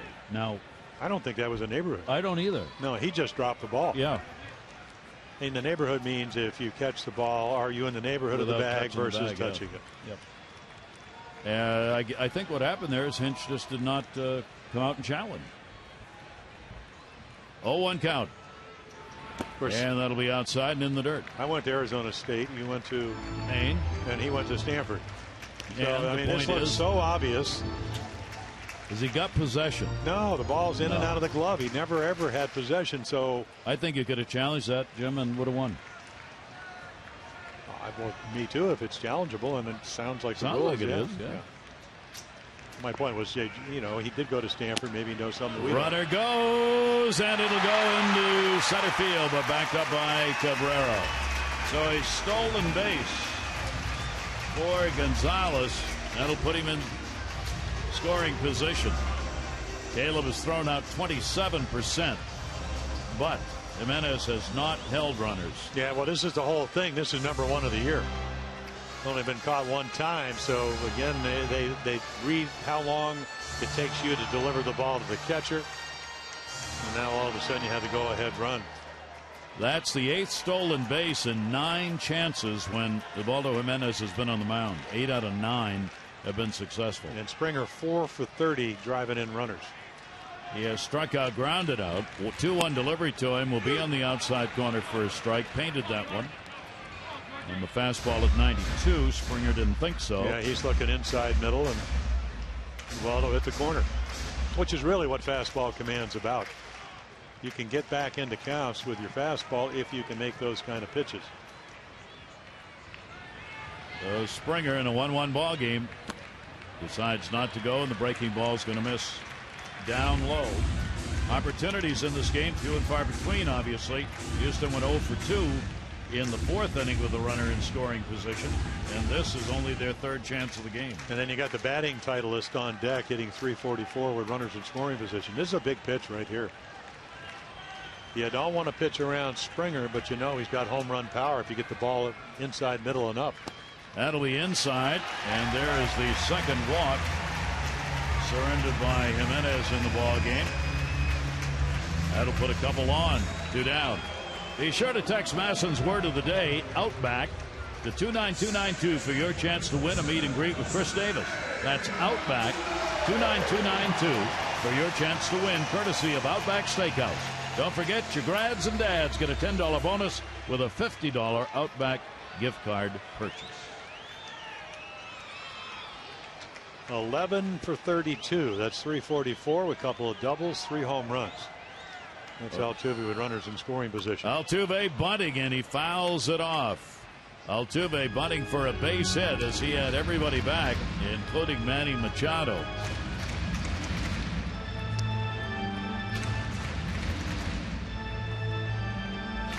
Hit his bat twice. Yep. But he's in the box. So the runners at first and second stay where they are. Altuve is grounded out, flied out, bunts again, takes the pitch outside for a ball. Machado's not buying it. Neither is Davis. They're staying back. Yeah, you got to make your decision. I mean, if he wants to bunt, that'll load the bases up. And you got number 3 hitter. Yeah. Those are the numbers we were talking about right there. 334 on the season. Altuve squares, throw a look to second base. Craig Biggio's got to be loving this. I was talking with Craig before the game, and he said all these shifts. He said, I wish they'd have done that when I played. I'd have bunted all over the place. He said the next day in the paper, they're going to look and say, Biggio went 3 for 4, and they're going to think they were all line drives. He said it gets you on base. It gives you some runs. That's going to be to right field and a base hit. Making the turn to third, Gonzalez. Here's the throw to the plate. Joseph's got him dead to rights. He is out at home. And again, it's the arm of Young, among the leaders in the American League in outfield assists, who gets the final out. Gonzalez trying to score from second base. What a cannon we have seen from Delman Young this season, and an accurate one to Joseph on a hop.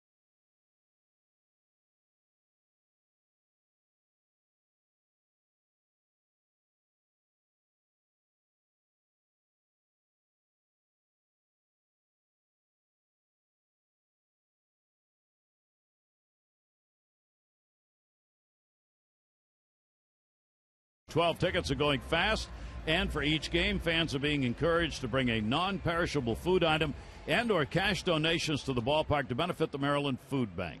It's part of the annual Orioles Reach Food and Funds Drive presented by One Main Financial. Again, that's for the whole weekend series against the Yankees starting next Friday.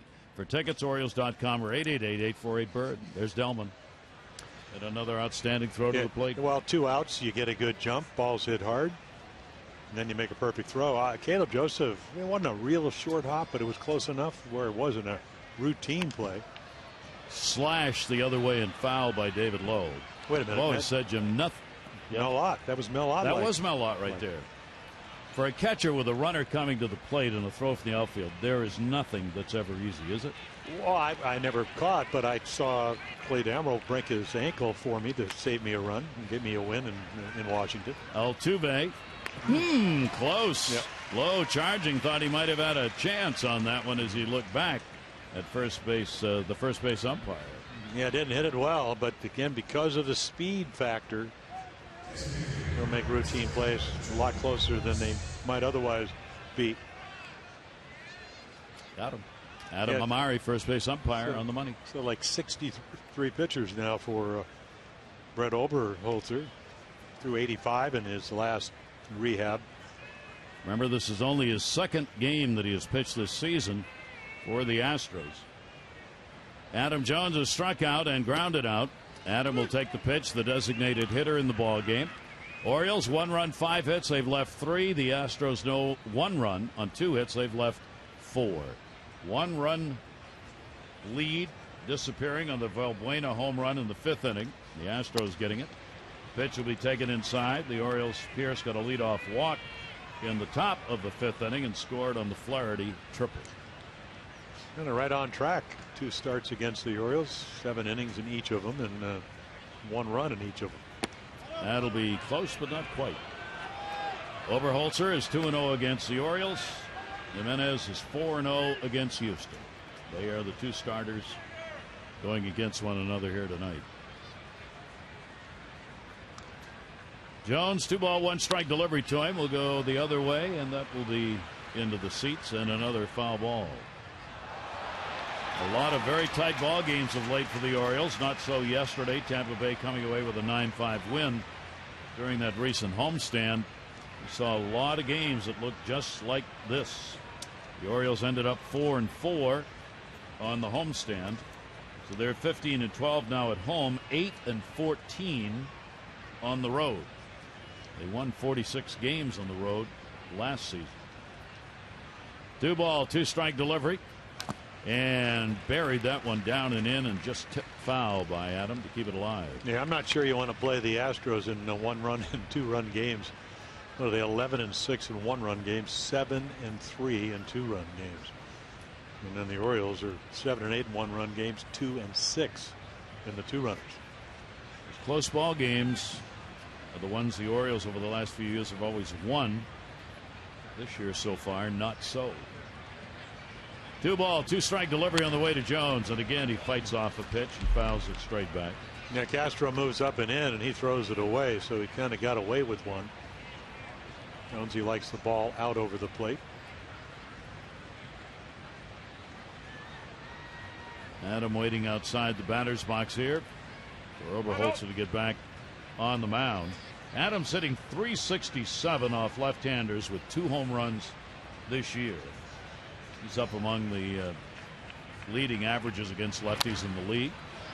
And he'll fight another one off and back. And a tough at bat right here. Real good battle going on against Oberholzer. Yeah, another Oriole that struggled, talking about Adam. I mean, .239 hitter in the month of May with 1 of his 6 home runs. Adams got the 6th best average against lefties. And we've got another player in this ball game, Altuve. He's got the 3rd best average against left-handers. 2-ball, 2-strike count.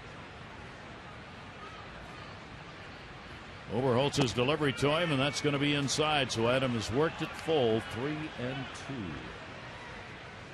Well, the longest at bat the Orioles have had in the ball game tonight. Well, he doesn't walk a whole lot of people, and 28 last year, yeah, 143 innings. Yeah, 24 starts. And he walks him. That one he bounced off the plate. So Jones is on. That'll be the second walk surrendered by the left-hander. This copyrighted telecast presented by authority of the Orioles may not be reproduced or retransmitted in any form, and the accounts and descriptions of this game may not be disseminated without the express written consent of the Orioles. Yeah, that was not being wild. That was a nice at-bat by Adam Jones, and then the fact that with one swing you could give away the lead. And you trust yourself if you make your pitches to Delmon Young. He's 1 for 2, ground ball, base hit. Maybe you'll get out of it with a double play, but you can't give in to Jones. He delivered to Young and stayed down and into him. So Delmon looking to move the runners along here with Jones, get something going in this tight game. The Orioles out hitting the Astros 5-3, but a 1-1 ball game. Young getting a lot of starts with both his defensive and offensive play in the outfield. Lifts that one. It's deep, and it is going to be foul. Yeah, the way they play the outfield here, your left fielder is a little bit like Fenway Park, where you play almost into left center. I mean, you're almost at the power alley. And your outfielder, you can see your outfielder coming back right now, because the ball down the line, it's hard to score on a double. And the ball to your left is definitely, because it goes up into that gap, and it's a long way out there.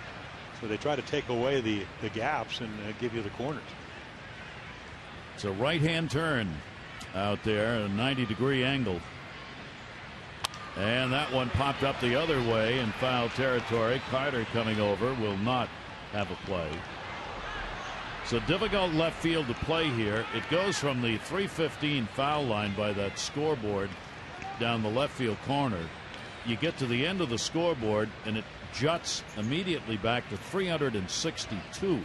So you see right there, that corner is a real problem. Once the ball gets out in there, if it gets by the left field, you got a problem. So as Jim said, you move the left fielder over to try and prevent that from happening. And the 0-2 pitch, and that one's going to be fouled back. A.J. Hinch, the manager of the Astros, said it sometimes if you really didn't know the ballpark, you'd look out there and you think you don't have a left fielder because he's way over. And then the little nuances. I mean, very quirky ballpark. Beautiful park.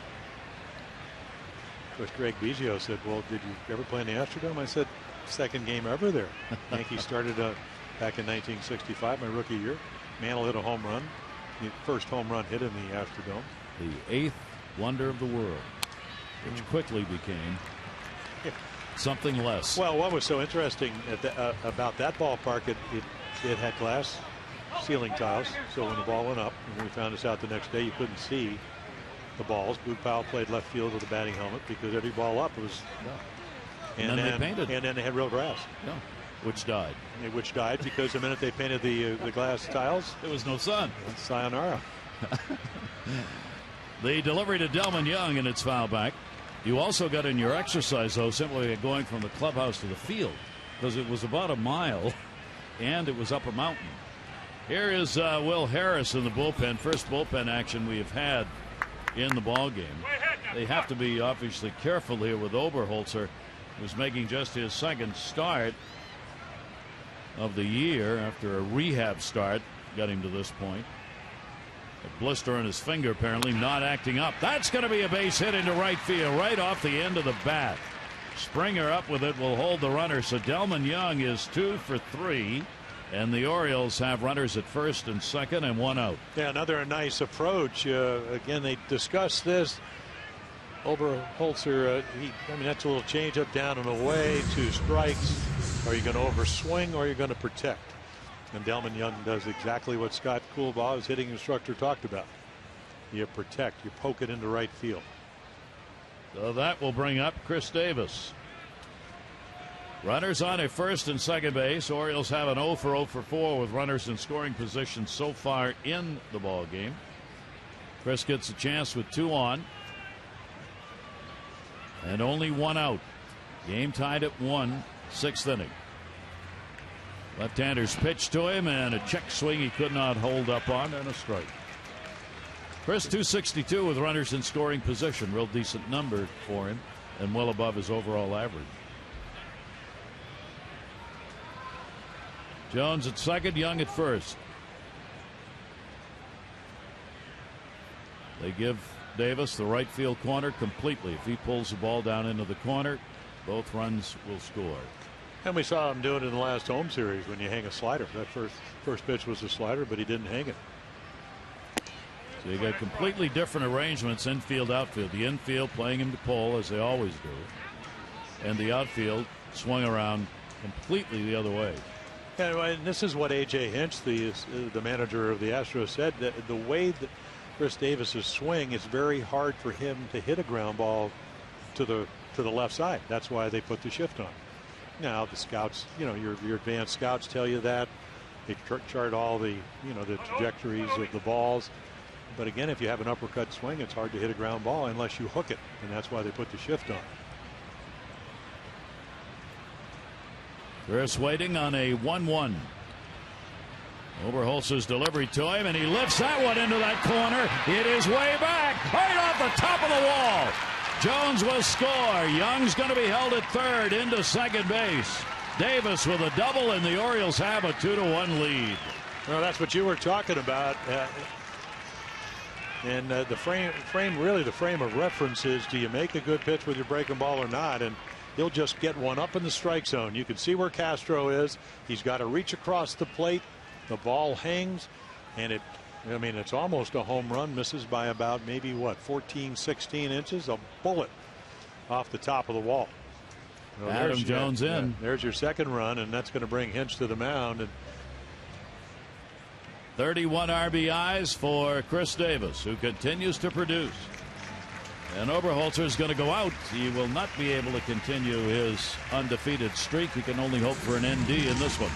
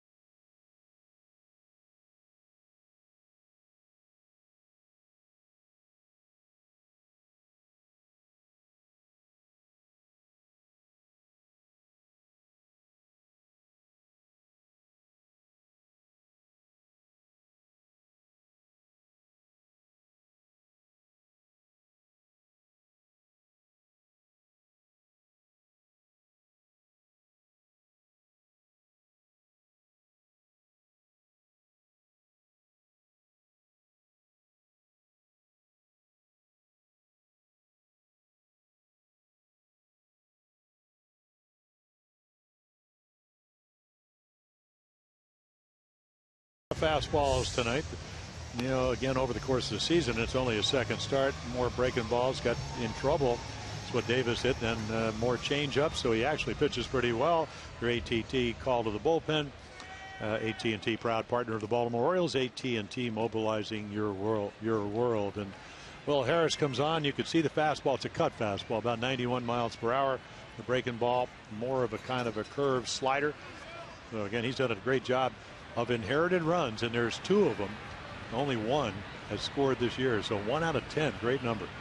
Now the infield's going to be drawn in with only 1 away. The Orioles have the 2-1 lead, so Pierce, who drew a walk and scored his last time up, gets the opportunity. He's 0 for 1 in the ball game. Delman Young is the lead runner. Davis at second base, and the pitch will be away.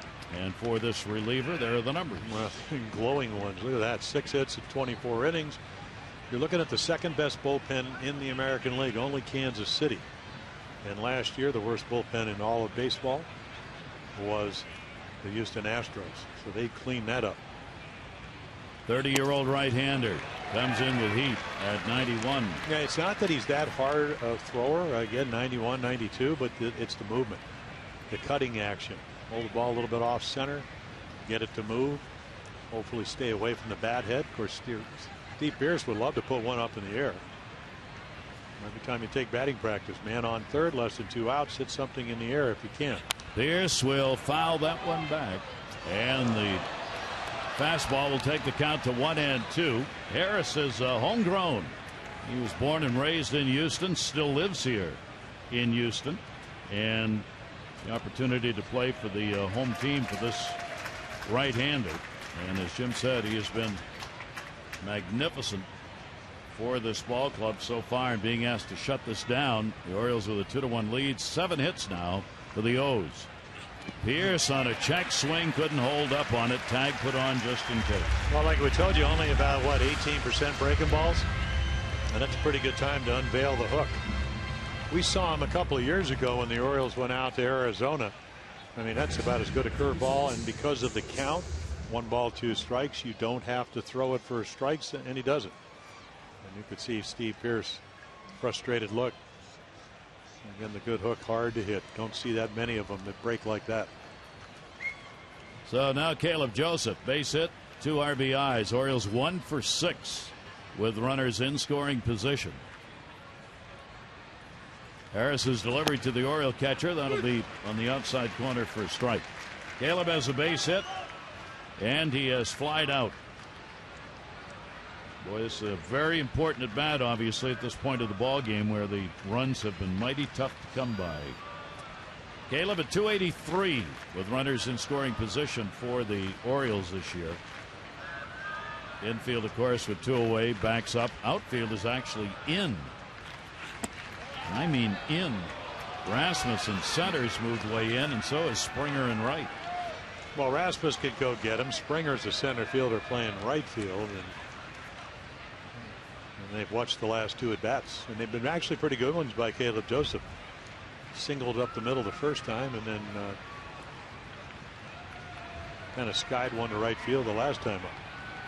Pitch to him, breaking ball, had him tied up, and it's in there for a strike. That curveball is like the old driveway wiffle ball. Make it do anything you want it to.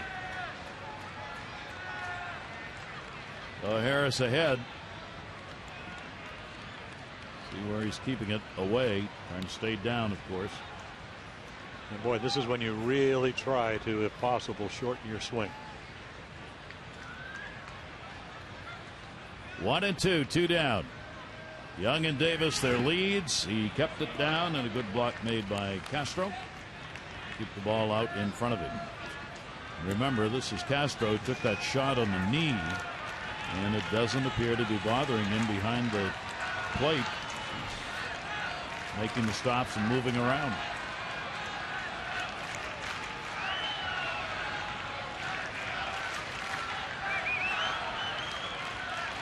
Joseph with a 2-2. Orioles with a run in here in the top of the 6th inning. Harris delivers to him, and that one's off the end of the bat. Upstairs foul. Matt Wieters playing in a rehab game tonight. He will play in another tomorrow because Bud Norris is going to be pitching, so they have him catch 2 games in a row, and then he is supposed to be here and be the DH on Thursday for the final game of this series. That's the plan. 2 ball, 2 strike count. Joseph waiting on it. Will take it up high. So he works it on the 93 fastball to 3-2.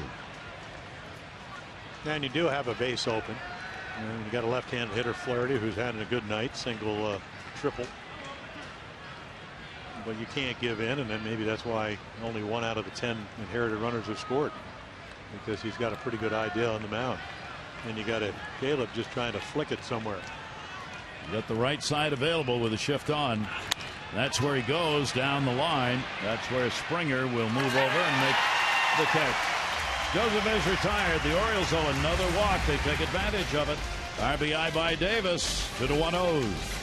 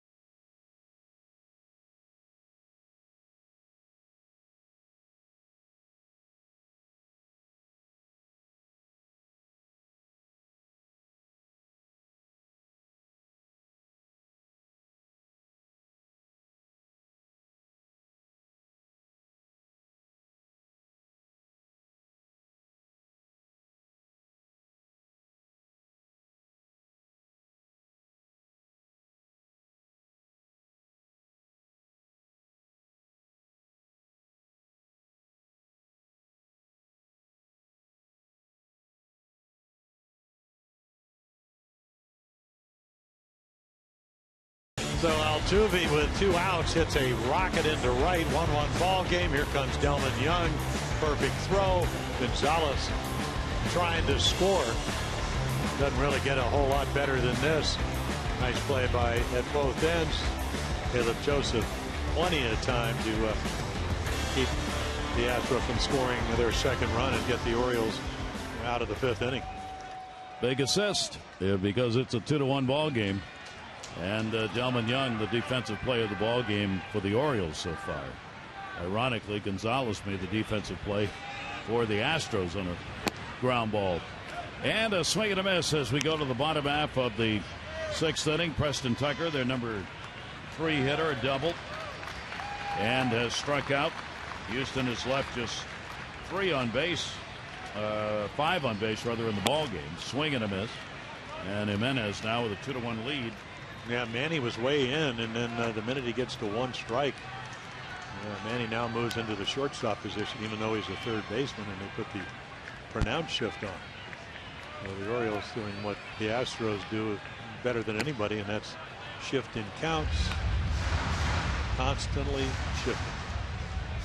A lot of work. Bobby Dickerson, who arranges things defensively in the infield. Wayne Kirby, who does it in the outfield. Never a dull moment. 1-2 delivery on the way, and did he go? Yeah, it looks like Tucker's a good low ball hitter, even though he hit the high breaking ball down the left field line because it hung. But that's where they're trying to go. And you could see him trying to go, and then not even close. They're trying to go up the ladder. Jimenez delivers to him, and he kept it down and in, and he gets it. That's 7 strikeouts now for Baldo. Well, trying to win for the 4th time, and if you can make these kind of quality pitches, tumbling, split-fingered fastball, close enough to appear to be a strike, but a quality enough a pitch to dive out of the zone. So Jimenez records the first out. The leadoff man has not been on for Houston in the game. Jimenez retiring 73% of leadoff batters this year. And the breaking ball, that will just miss. Gaddis up, he has struck out twice. Jimenez with the 7 Ks. Beautiful full moon night here in Houston. Last meeting against this Houston team, he struck out 5. And that pitch is down low. He went 7 innings, 4 runs on 10 hits in that ball game with the 5 Ks. Allowed a season high 10 hits, but it ended up non-decision in the ball game won by the Orioles 5-4. Yeah, one of those danger counts to Evan Gaddis. He'll take it. It's a strike. Yeah, you know, it's funny when you watch him hit, Gary, you think, okay, just throw him a breaking ball. But if you don't make a good pitch with that breaking ball, he's liable to hit that out as that fastball that he just took. It almost looked like he was sitting on something slow. Breaking ball in the air. It'll come back to center where Lowe is standing.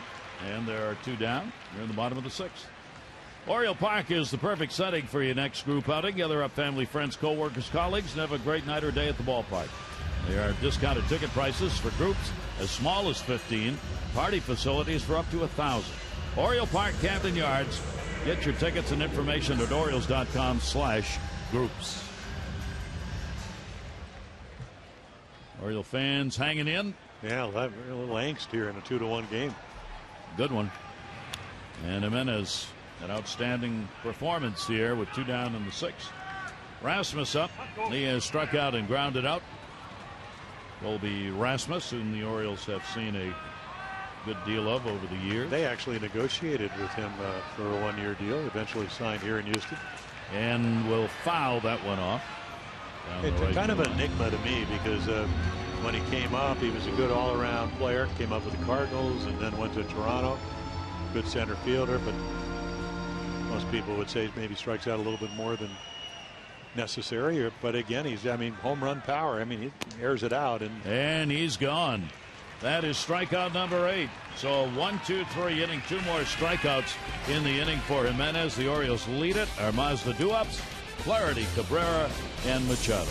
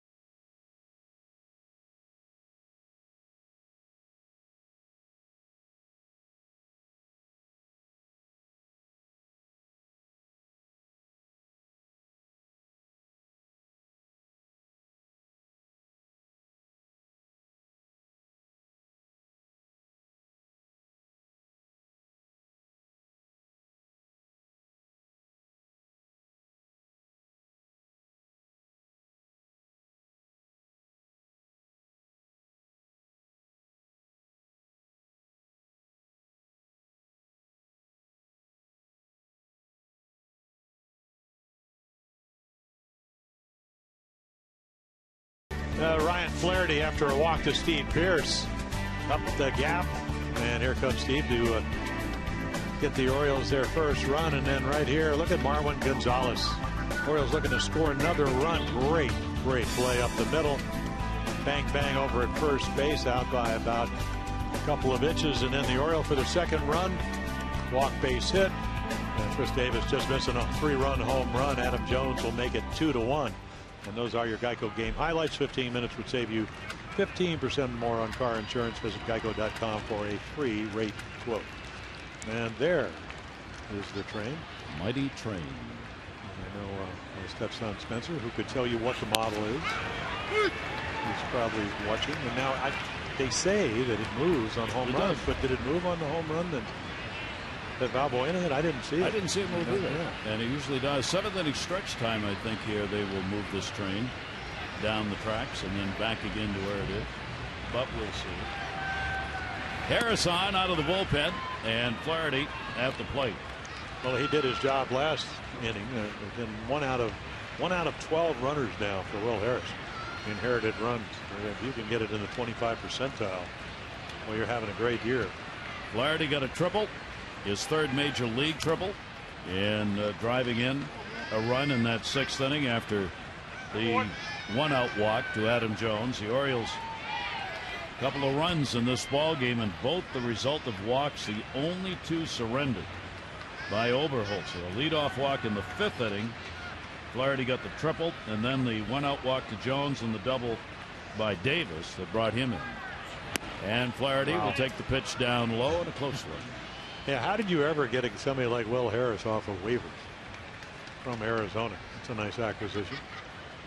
Good scouting. Yeah, Jeff Luhnow, the general manager, had a chance to a lot of #1 draft choices and then some trades. And 2-2 will bounce. And the Orioles will gladly take another leadoff walk. Fields in the bullpen. First time Josh Fields has been up for Houston. Top of the 7th inning. 2-7-0 for the Orioles. 1-3-0 for the Astros. The Orioles have left 5. The Astros have left 4. First game of 4 against Houston. Pitch on the way to him, and he's on. Oh, he called him out. Flaherty was on his way. Arms up. No, don't get thrown out. It was obviously a ball. Just take your medicine. Horrible call. They happen. Wanted to go 2 for 2. Buck Showalter's coming out not to argue the play because it gets tossed just to keep Ryan from getting. But he was on his way to first base. I mean, it's just a high breaking ball, and I mean that's embarrassingly high. Actually, it was in our box. Well, as a strike. Our box. Either the box is good or it isn't. Well, is it or not? No, it's not. That ball. Right. Yeah. That box has been drinking tonight, and not responsibly. Here is Everett Cabrera. That box is out on the train, on the wine train up in Napa. So much for that strike zone. Well, that box is. It was on the corner of the box. I'm just saying. I mean, that's a strike. We show it 1,000 times a game. Wait a minute. We've been in Texas for 14 hours, and you're just saying? I'm just saying. Oh, I agree with you. Okay, so Ryan got boxed. That's right. And well, there we go again. Not drinking responsible. Well, that's a problem. That is always a problem and not to be condoned. It has been an ample strike zone tonight, yes. And Ryan Flaherty will say, I will testify to that. Under oath. Cabrera has struck out twice. Valbuena is playing in at third base. And that'll go to second. Altuve was just tall enough to get that one. And there are 2 down. Follow the Orioles all season long with MLB.com at bat. #1 app for live baseball. At bat up to the moment, any moment, in-game highlights, look in, replay, StatCast, and more. Get MLB.com at bat for your smartphone or tablet. So a couple of quick outs here in the top of the 7th inning. Manny Machado robbed of a hit on a spectacular play by Gonzalez in the 5th inning.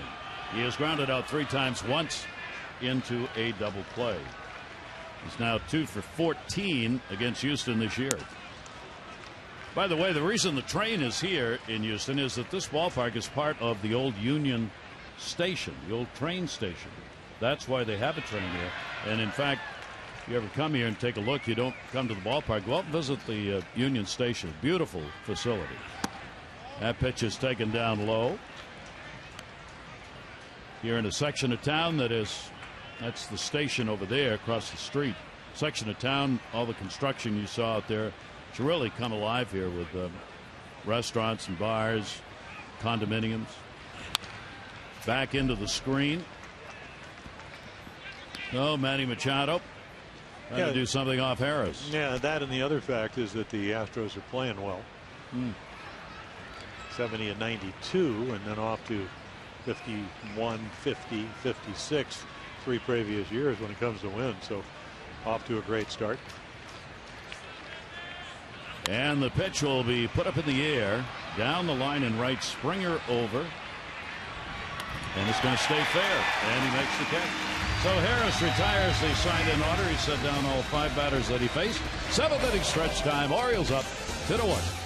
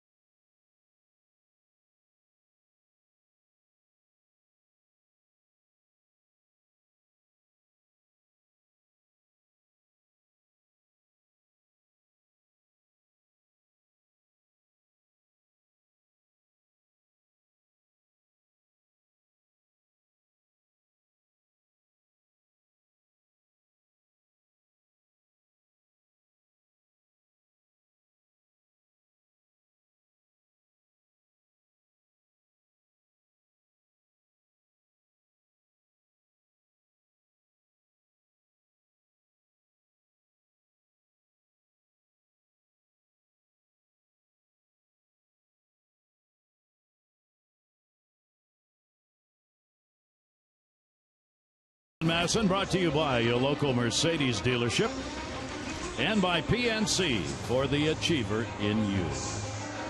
Just down the road, that's where Willie Nelson resides.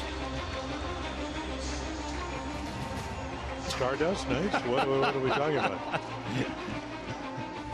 To the moon, Willie. Oh, is that the moon? A 2-1 lead. I hope so. Seriously. Seriously do. The close-up.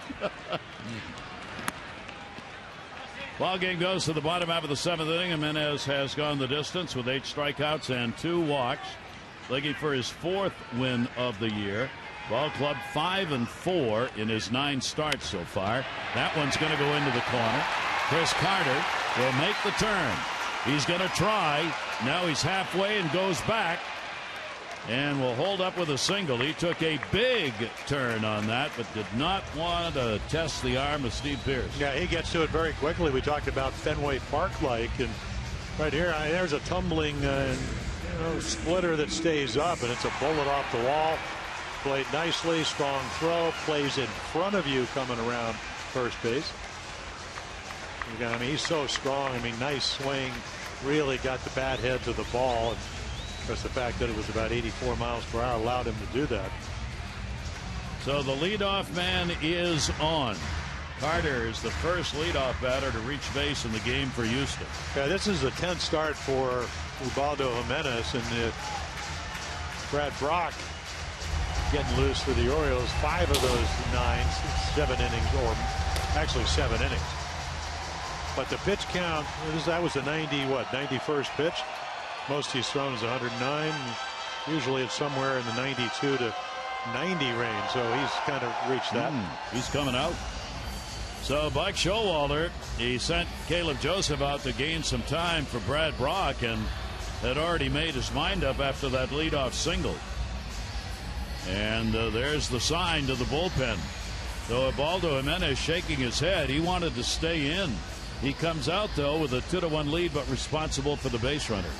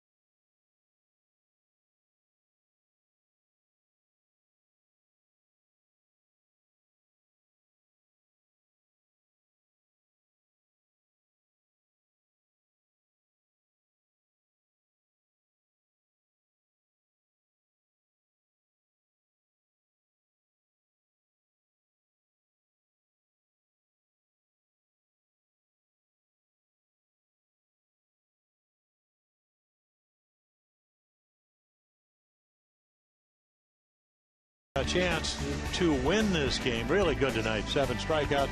Only the solo home run by Balbuena. But again, splitters and high fastballs, good breaking balls. Carter goes down.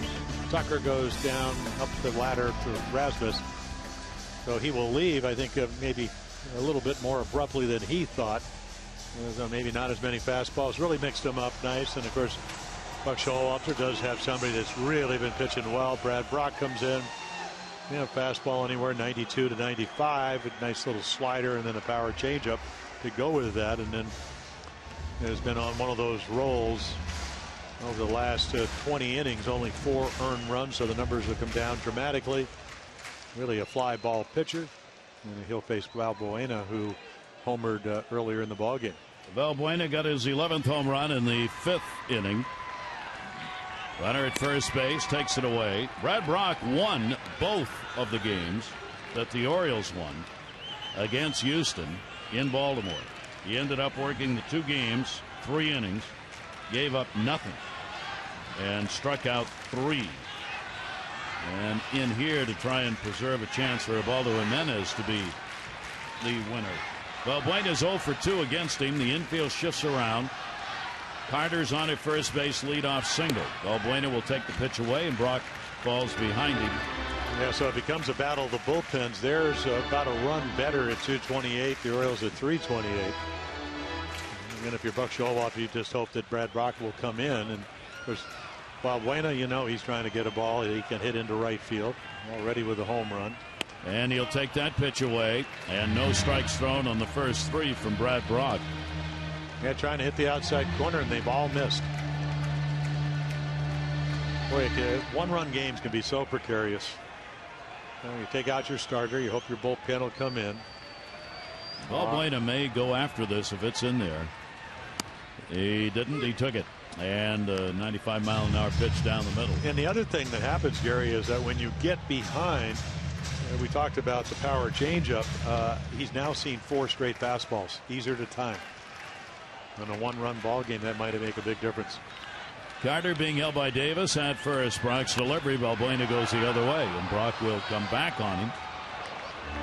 Take the count full. 3 balls and 2 strikes. So now he's thrown 5 straight fastballs. His strikeout pitch more times than not is that changeup, but does he trust it? That's why it's so difficult to be a reliever. You don't get a lot of chance to try things out. No, you don't. Infield shifted around even more now with the 3-2 count. Delivery is taken, and he's on. So the walk to Balbuena will put runners on first and second, nobody out. And Conger is coming off the bench. The backup catcher hitting for Castro Castro had an 0 for 2 and got hit in the leg his last time up. He stayed in the ball game.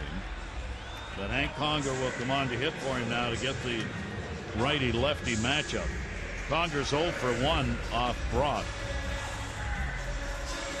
And it gets real interesting here in the bottom half of the 7th inning. Well, you could certainly, if you thought he could bunt, if you're A.J. Hinch and you're managing the Astros, hey, let him drop a bunt down. Orioles will play back because they don't want to give up the 2 runs. So a ground ball anywhere. Now you get a pinch runner, a little more speed. Jonathan Villar comes in, yeah. And you also got to be careful. It's not that Villar is going to steal here, but certainly capable of doing that. So now Cabrera's got to take a step back just to make sure. And Manny has to pay attention over at third. Machado will move in on the grass at third base with Conger up, runners on at first and second. Conger, 1 sacrifice on the year. He's got a base hit into right field. Runner will stay at third. Young gets it back in all the way through to Caleb Joseph. And Houston has loaded the bases in the bottom of the 7th, trailing by a run. So now 6 straight fastballs by Brad Brock. And after he walked Valbuena, now all of a sudden right here, I mean, what do you think you're looking for? Low fastball, didn't want it there. And boy, full extension, and took him a while to get out of the box, but Chris single into right field. So the best chance the Astros have had for a big inning in the ball game. A single, a walk, and another single has loaded them up. And here is Marwin Gonzalez, who got thrown out at the plate in the 5th inning, trying to score from second base on a single by Altuve, and Delman Young threw him out. Now a chance at redemption here in the bottom of the 7th. And he chases one outside a little bit, cues it right off the end of the bat. Yeah, there's the first pitch other than a fastball, changeup that stayed up. He just flailed at it. He has faced Brock only once and gone 0 for 1 against him. Villar, the lead runner, after Carter got the single, a pinch runner. Valbuena and Conger are on. Double play depth in the infield. Pitch will miss outside from Brock. He's just missing that outside corner, both sides. Well, that's what you talked about. So little time to adjust. Buck Showalter saying, boy, I brought the guy in that's been pitching very well, but every night's different in the big leagues. And A.J. Hinch looking on saying, let's get some offense. And a swing and a miss on a great pitch. That's where he wanted that one. Well, 105 at bats for Marwin Gonzalez coming into tonight, and he struck out 22 times. And there's the power changeup, which is the biggest swing and miss pitch from Brad Brock. Lefty's hitting only 190 against him. Right-handers, as you saw, 217. So you don't get an advantage, or haven't had one against Brock, by being on the other side of the plate. 1-2 delivery and a swing and a miss, and he got him on that pitch. And Brock gets a big strikeout. Well, you're kind of wondering, can he do what Darren O'Day did against the Rays, where he loaded the bases up and then got out with no run scored. There's another power changeup. It appears it's going to be on the plate and then runs down and away. Great late movement. So the top of the order now for Brock. And that'll bring Springer to the plate. He has struck out, grounded out, and drawn a walk in the ball game. Bases loaded, and now with 1 down, the infield will set itself at double play depth against Springer. And he'll take the pitch outside for a ball. So Brock in the jam here, came on with a runner on, then gave up the walk and single, load him up. And you get an idea, George Springer has grounded into 1 double play all year long. So for a guy that can hit home runs, he does run well. That'll be outside. No place to put him, of course, and the count goes to 2-0. Well, this will be an interesting pitch. Fastball count, fastball, young fastball hitter. Remember last May, after being called to the big league, 7 home runs in 7 games. So he'll be looking heater out over the plate. Delivery on the way outside. Springer, interestingly, has had 2 chances with the bases loaded, and both times has walked this year. Well, none of these pitches even close. Nothing to get a young hitter and entice him to swing. Well, the sacks are full. A 3-0 count. Orioles 2-1 lead in jeopardy here in the 7th inning. Springer will take. No! Base hit up the middle. Carter will score. Villar will stay at third. And the ball game is tied. So on a 3-0 count, Springer at the green light, and he comes through. Yeah, and that was a very, very controlled approach. Not trying to overswing right back up the middle. I mean, a bullet. Now that's the bad news. It's going to tie the game up. The good news, it's hit so hard they can't score two. The run will be charged to Ubaldo Jimenez, so he will leave non-decisioned in the game. 2 runs, 4 hits over 6. And this game is now in the hands of both bullpens, as both Jimenez and Oberholzer will remain without a defeat against their respective opponent here. But the ball game is now up for grabs. And you've got Altuve coming to the plate.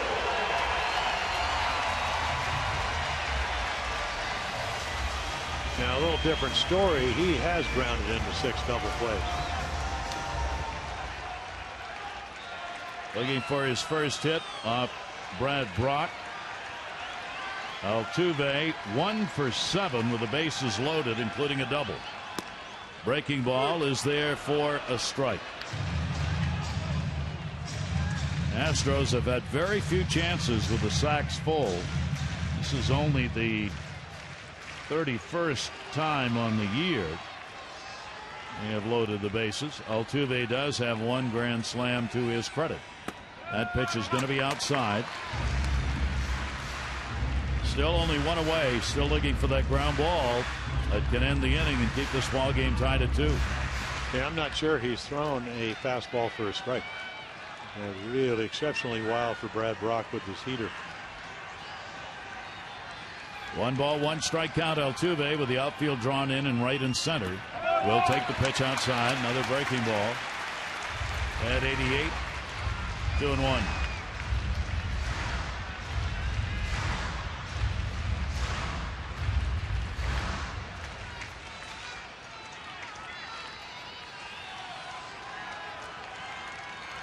Relievers generally want to stay under that 20 pitch count in an inning. Tommy Hunter getting ready in the bullpen. Yeah, about his 4th pitch. They finally get somebody up.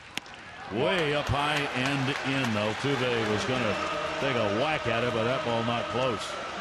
So again, no place to put Altuve in a 3-1 count. Yeah, I mean, this has been a whole inning of these type of counts, with the exception of Gonzalez, where he got ahead. Has not been able to command his stuff. Bases loaded. 3-1 delivery. Altuve puts it up in the air. Runner will tag up at third base. It'll be handled by Lowe. Throw will come into third. The run will score. And Houston's got a 3-2 lead on an Altuve sac fly. Well, he did what he needed to do.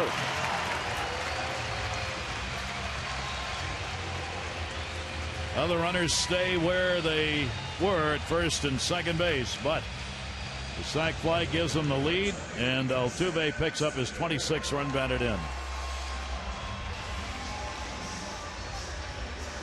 So Springer and Altuve have delivered the 2 runs here in the 7th to put the Astros up, and they lead for the first time in the ballgame. The Orioles led 1-0, then 1-1, then it was 2-1. And now 2 runs here in this inning. And the pitch is outside for a ball. First and second occupied. There are 2 down. Tucker has had a double and struck out twice. Preston Tucker at 308 on the year. Orioles back everybody up in the infield. 1-0 delivery, and even now Brad Brock struggling to find that strike zone. Now goes to 2-0. And 22 pitches thrown. Coming in with a runner on and nobody out. 2-0 delivery on the way. That's there in the outside corner. Yeah, such a fine line sometimes. You come in, you try to hit the corner, couldn't do it. Couldn't do it to Valbuena, who walked him. Conger hit for Castro. He got the first pitch over, but he hit a single into right and then got ahead of Gonzalez, behind Springer, behind Altuve. That's been this inning. And that's going to be outside. So a very long inning for Brad Rock as the count again goes to 3-1.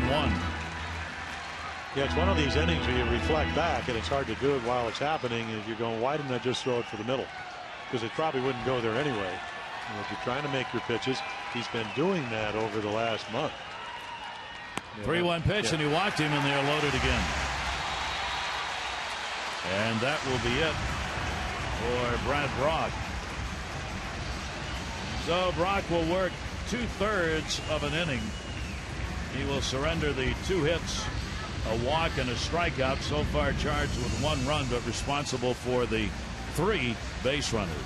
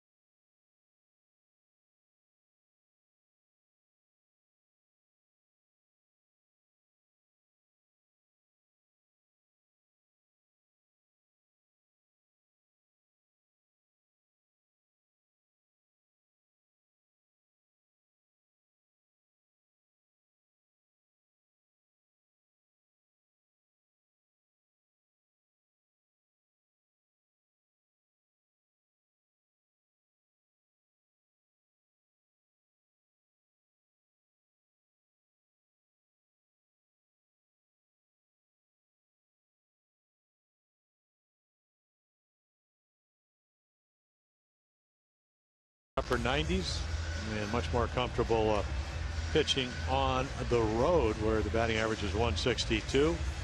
Most of those numbers happened early in April, and they happened at home. Just amazing difference.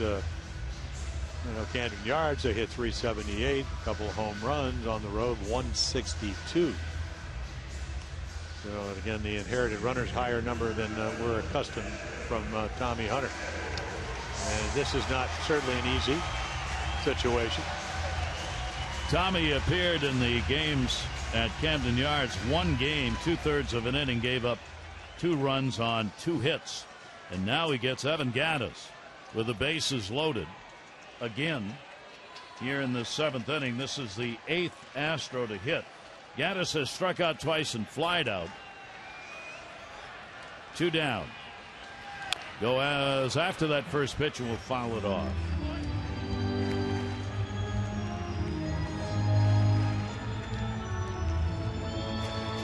Gattis has faced Hunter only once and is 0 for 1 against him. 2 runs in here in the 7th inning. 1 reaching on the single, the other on a walk. And the breaking ball will catch the inside corner. Tied Gattis up pretty good right there. Yeah, nice 2-strike count. Nice late breaking start at the front hip. I don't know if he did it on purpose, but it certainly works. And now you can pitch out of the strike zone. Tommy Hunter has done exactly what Brad Brock couldn't do, which is get ahead. 2-strike delivery on the way. Gattis will shoot the hole, and he's got a base hit. Conger will score. Springer will score. And out at third base on the relay throw to end the inning will be Tucker. So the Orioles will record the out. Checking here on whether or not that second run counted. Yeah, nice at bat right here, down and away.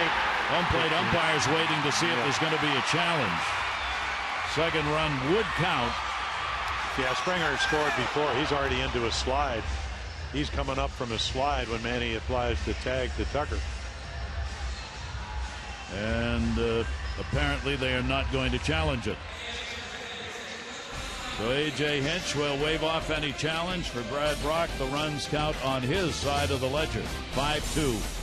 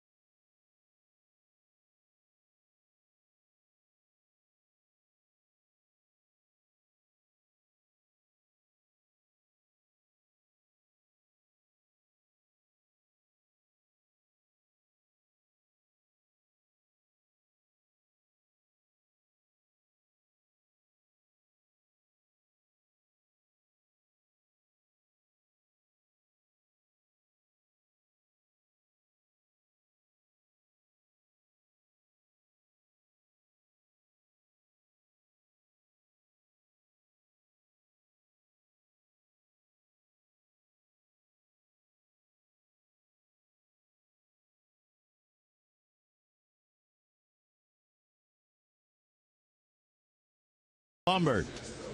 In this ball game, we've seen a bit of it, including this triple. Flaherty put it in the hole, but Valbuena would deliver a home run. Davis would put one down the line. That would end up being a run-producing double. And now the Orioles find themselves in the hole as we go to the 8th inning. So Pat Neshek comes in, fastball, sinker, submariner, breaking ball, the slider, throws around 90 miles per hour. And again, he'll take something off, about 84 miles per hour on the slider. And he's having a fine year. Again, another acquisition. Jeff Luhnow coming over and fortifying his bullpen. So very unusual delivery and very effective. So the Orioles will try and do it against the bullpen. Look at the batting average numbers, 182 and 190. Well, what a year he had last year for St. Louis. 187 ERA in 71 games. 7-2 record. Throws strikes. Very deceptive. Walked 9 in 67 innings last year. Strike thrower. Their closer is Luke Gregerson. They got him from Oakland. Rasmus has moved from center to left field. Resnick is in center, generally plays there, so he's in the ball game. Did not start tonight. And a swing and a miss by Lowe. Had him fooled on that one. Well, he's definitely got a funky windup. I mean, watch the hesitation, and then, boy, it just comes right at you.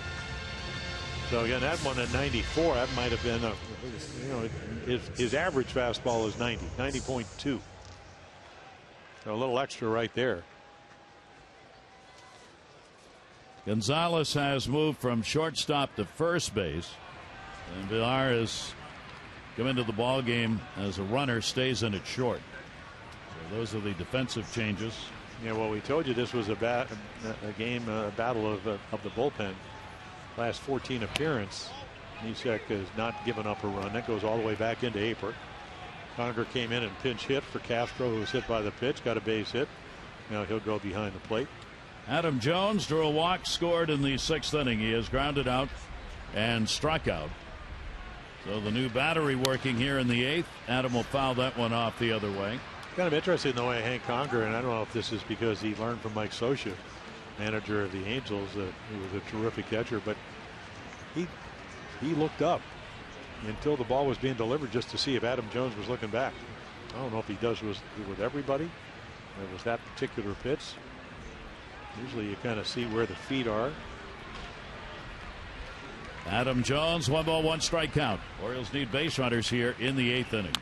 And a chopper cut off at third. Barehanded. Oh, mercy. Oh, Buena. He really probably didn't have to do that, but well, that sure looks good. Yeah, it really does if you make the play. I mean, again, it's, you know, this is a choice, and as long as you catch it. I mean, this is not Omar Vizquel out there at third.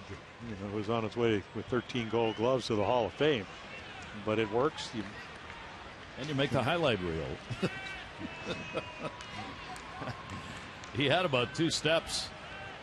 Time to put the ball in the glove, take it out and throw it, but gets the out. 2 quick outs here. Here's Young. So Delman has had himself a night, even though the Orioles trail. He's got 2 singles. He's 2 for 3 in the game. He's also got 2 assists in the outfield. He threw out Gonzalez at the plate in the 5th inning, and his throw in that last half inning got Tucker at third base on the 9-5 put out. Big swing and a miss with 2 away and a 1-1 count. Inning just exploded on the Orioles. It ends up Jimenez 2 runs, 4 hits, 6+. Brad Brock 3 runs, 2 hits, walk and a strikeout in 2/3 of an inning. And then Tommy Hunter, who's still in the ball game, gave up a single, but would record the out on the throw to third base. And there is Brock, who right now is the pitcher of record on the losing side for the Orioles. 2 ball, 1 strike count. Neshek's pitch will be hit to center field, not deep. Michigan is there to put it away, and that'll do it. A 1-2-3 inning. We go to the bottom half of the 8th here in Houston. The Astros with the lead.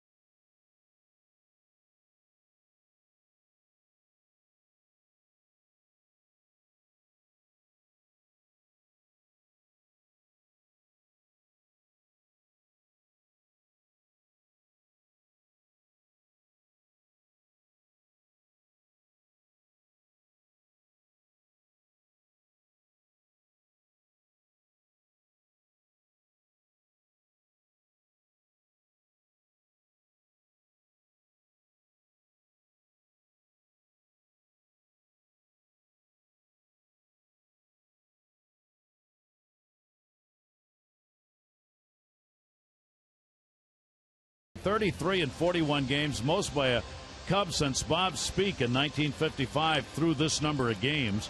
Matt Holliday has reached base again tonight, 45 consecutive.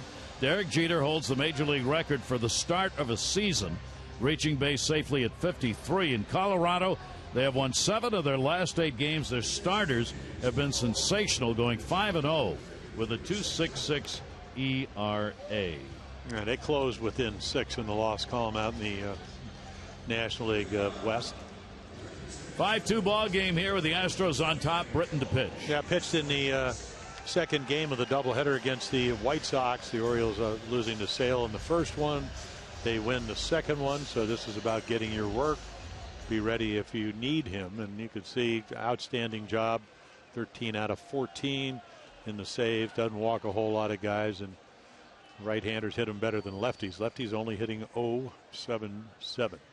Colby Rasmus will take some kind of a cut and end up with a strike, as Zach Britton got that one by him.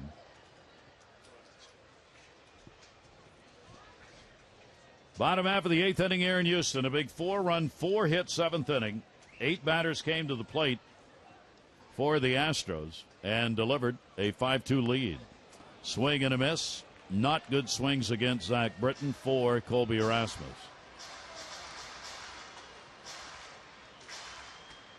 We were talking about the fact earlier the Astros coming into this ball game had gotten people on base, but we're not getting a lot of them home. That's going to be a base hit. How about that? He had 2 bad swings and then got one up and just pokes it into left field. Well, we've seen them do it on a couple of, I mean, the 2-run single by Gaddis is a, cut the swing down.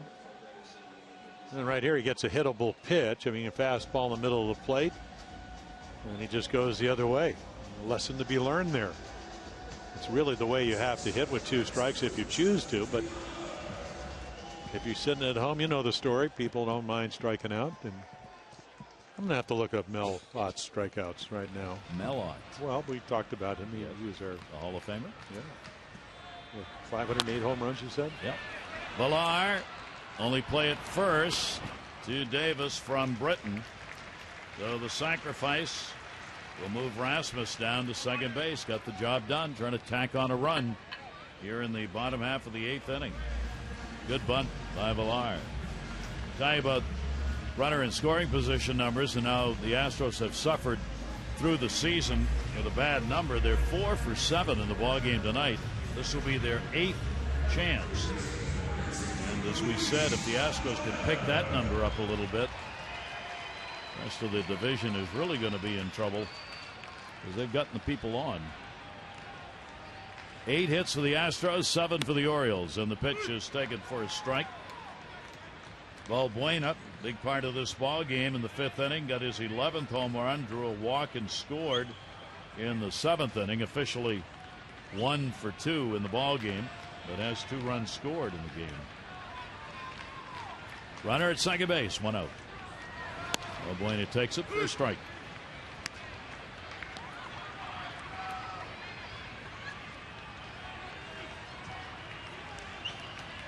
Just a 113 average against left-handers for the Stros third baseman. And as we saw earlier in that home run, it's a pop in that bat. Yeah, down and in.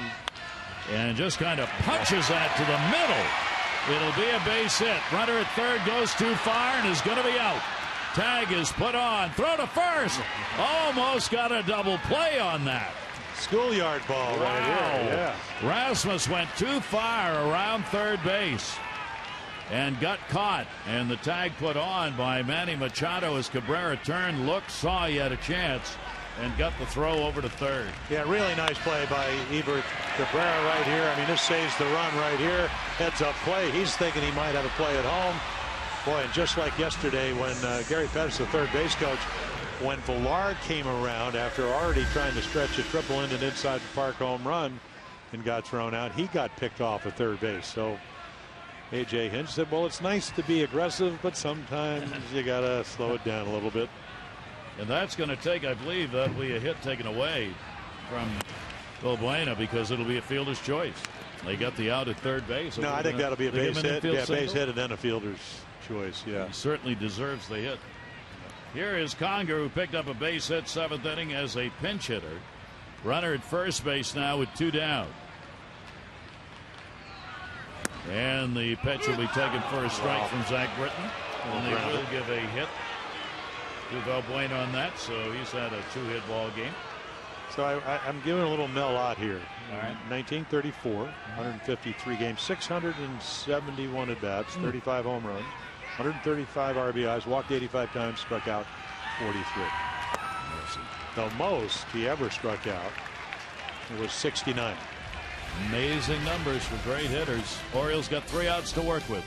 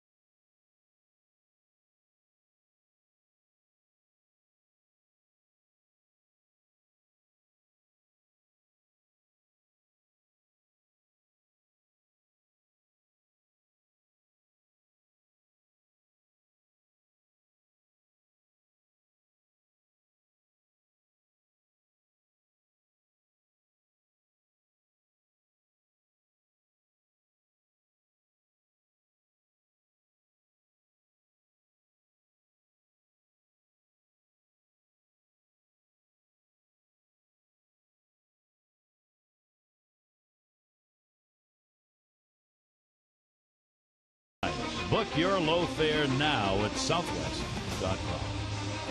With Jim Palmer, I'm Gary Thorne. 17,259, 17,259 tonight here at Minute Maid Ballpark in Houston, and their Astros have a 5-2 lead. So Luke Gregerson comes in. Yes, he is the closer. This is the 5-2 lead, a closing situation. 13 out of 14. Not a hard thrower. Averages a little bit under 90 miles per hour, but great slider. And he throws his slider almost half the time, 45% of the time. So the Orioles here in the top of the ninth inning will try and get back into it. They've held the lead twice in this ball game by a run, but falling behind on the 4-run seventh inning. The O's will start with Davis, Pierce, and then Joseph will be due up against the right-hander Gregerson. Right now Harris, well, Harris could be the winner in this one. It would be 2-0. Brock, pitcher of record on the losing side for the Orioles, could be his first loss. We'll see what the Orioles do with it here in the ninth inning.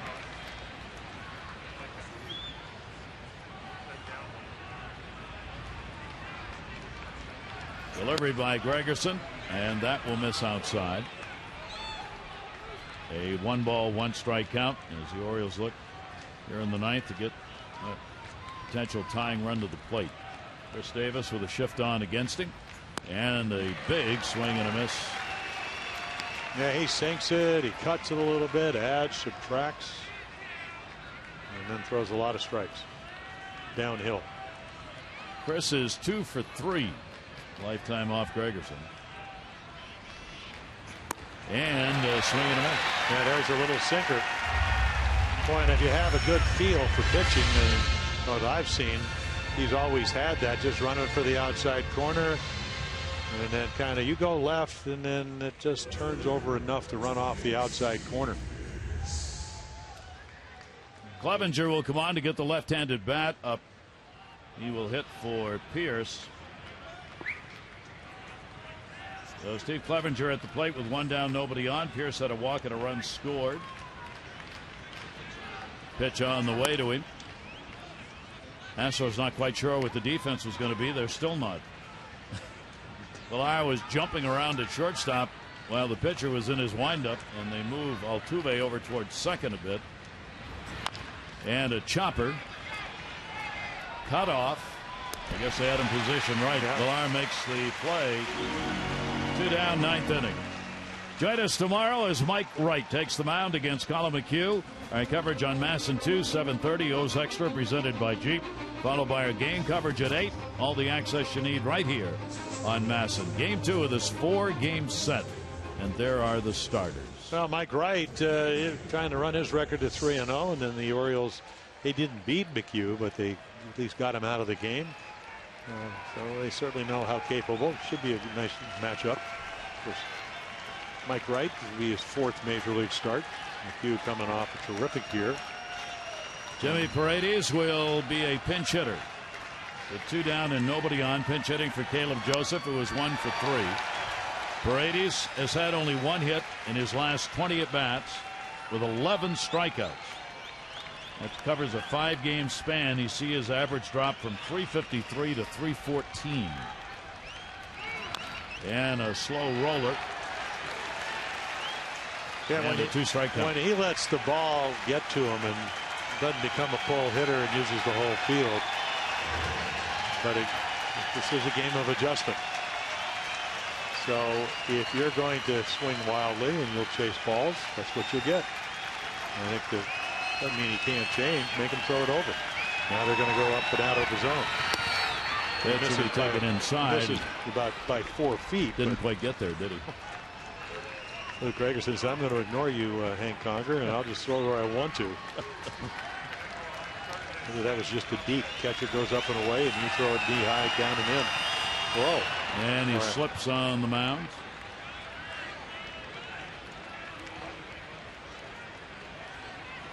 Orioles facing their 3rd loss in a row. Gregerson trying to get a final pitch in here, and whoop. Yeah, he caught his front toe. Initially, I thought maybe he lost his back foot balance. Oh. And then hits him. Yeah, but I might. Did it hit him? I don't think so. I think it went underneath. Tried to. Way inside, but able to get out of the way. Jimmy Paredes, as down he went. Yeah. Slider that bounces and he skips out of the way. 2 ball, 2 strike count.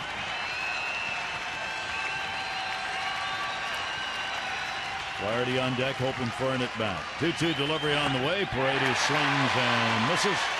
Play's got to be made at first. Conger lobs it down, and this game is over. Gregerson comes on with a 1-2-3 inning. He strikes out 2. And the first of 4 will go to the Astros as they win it by a score of 5-2. 5-9-0 for the Astros, 2-7-0 for the Orioles. Harris wins at 2-0. Brad Brock to lose at 3-1, and Gregerson is 14th save.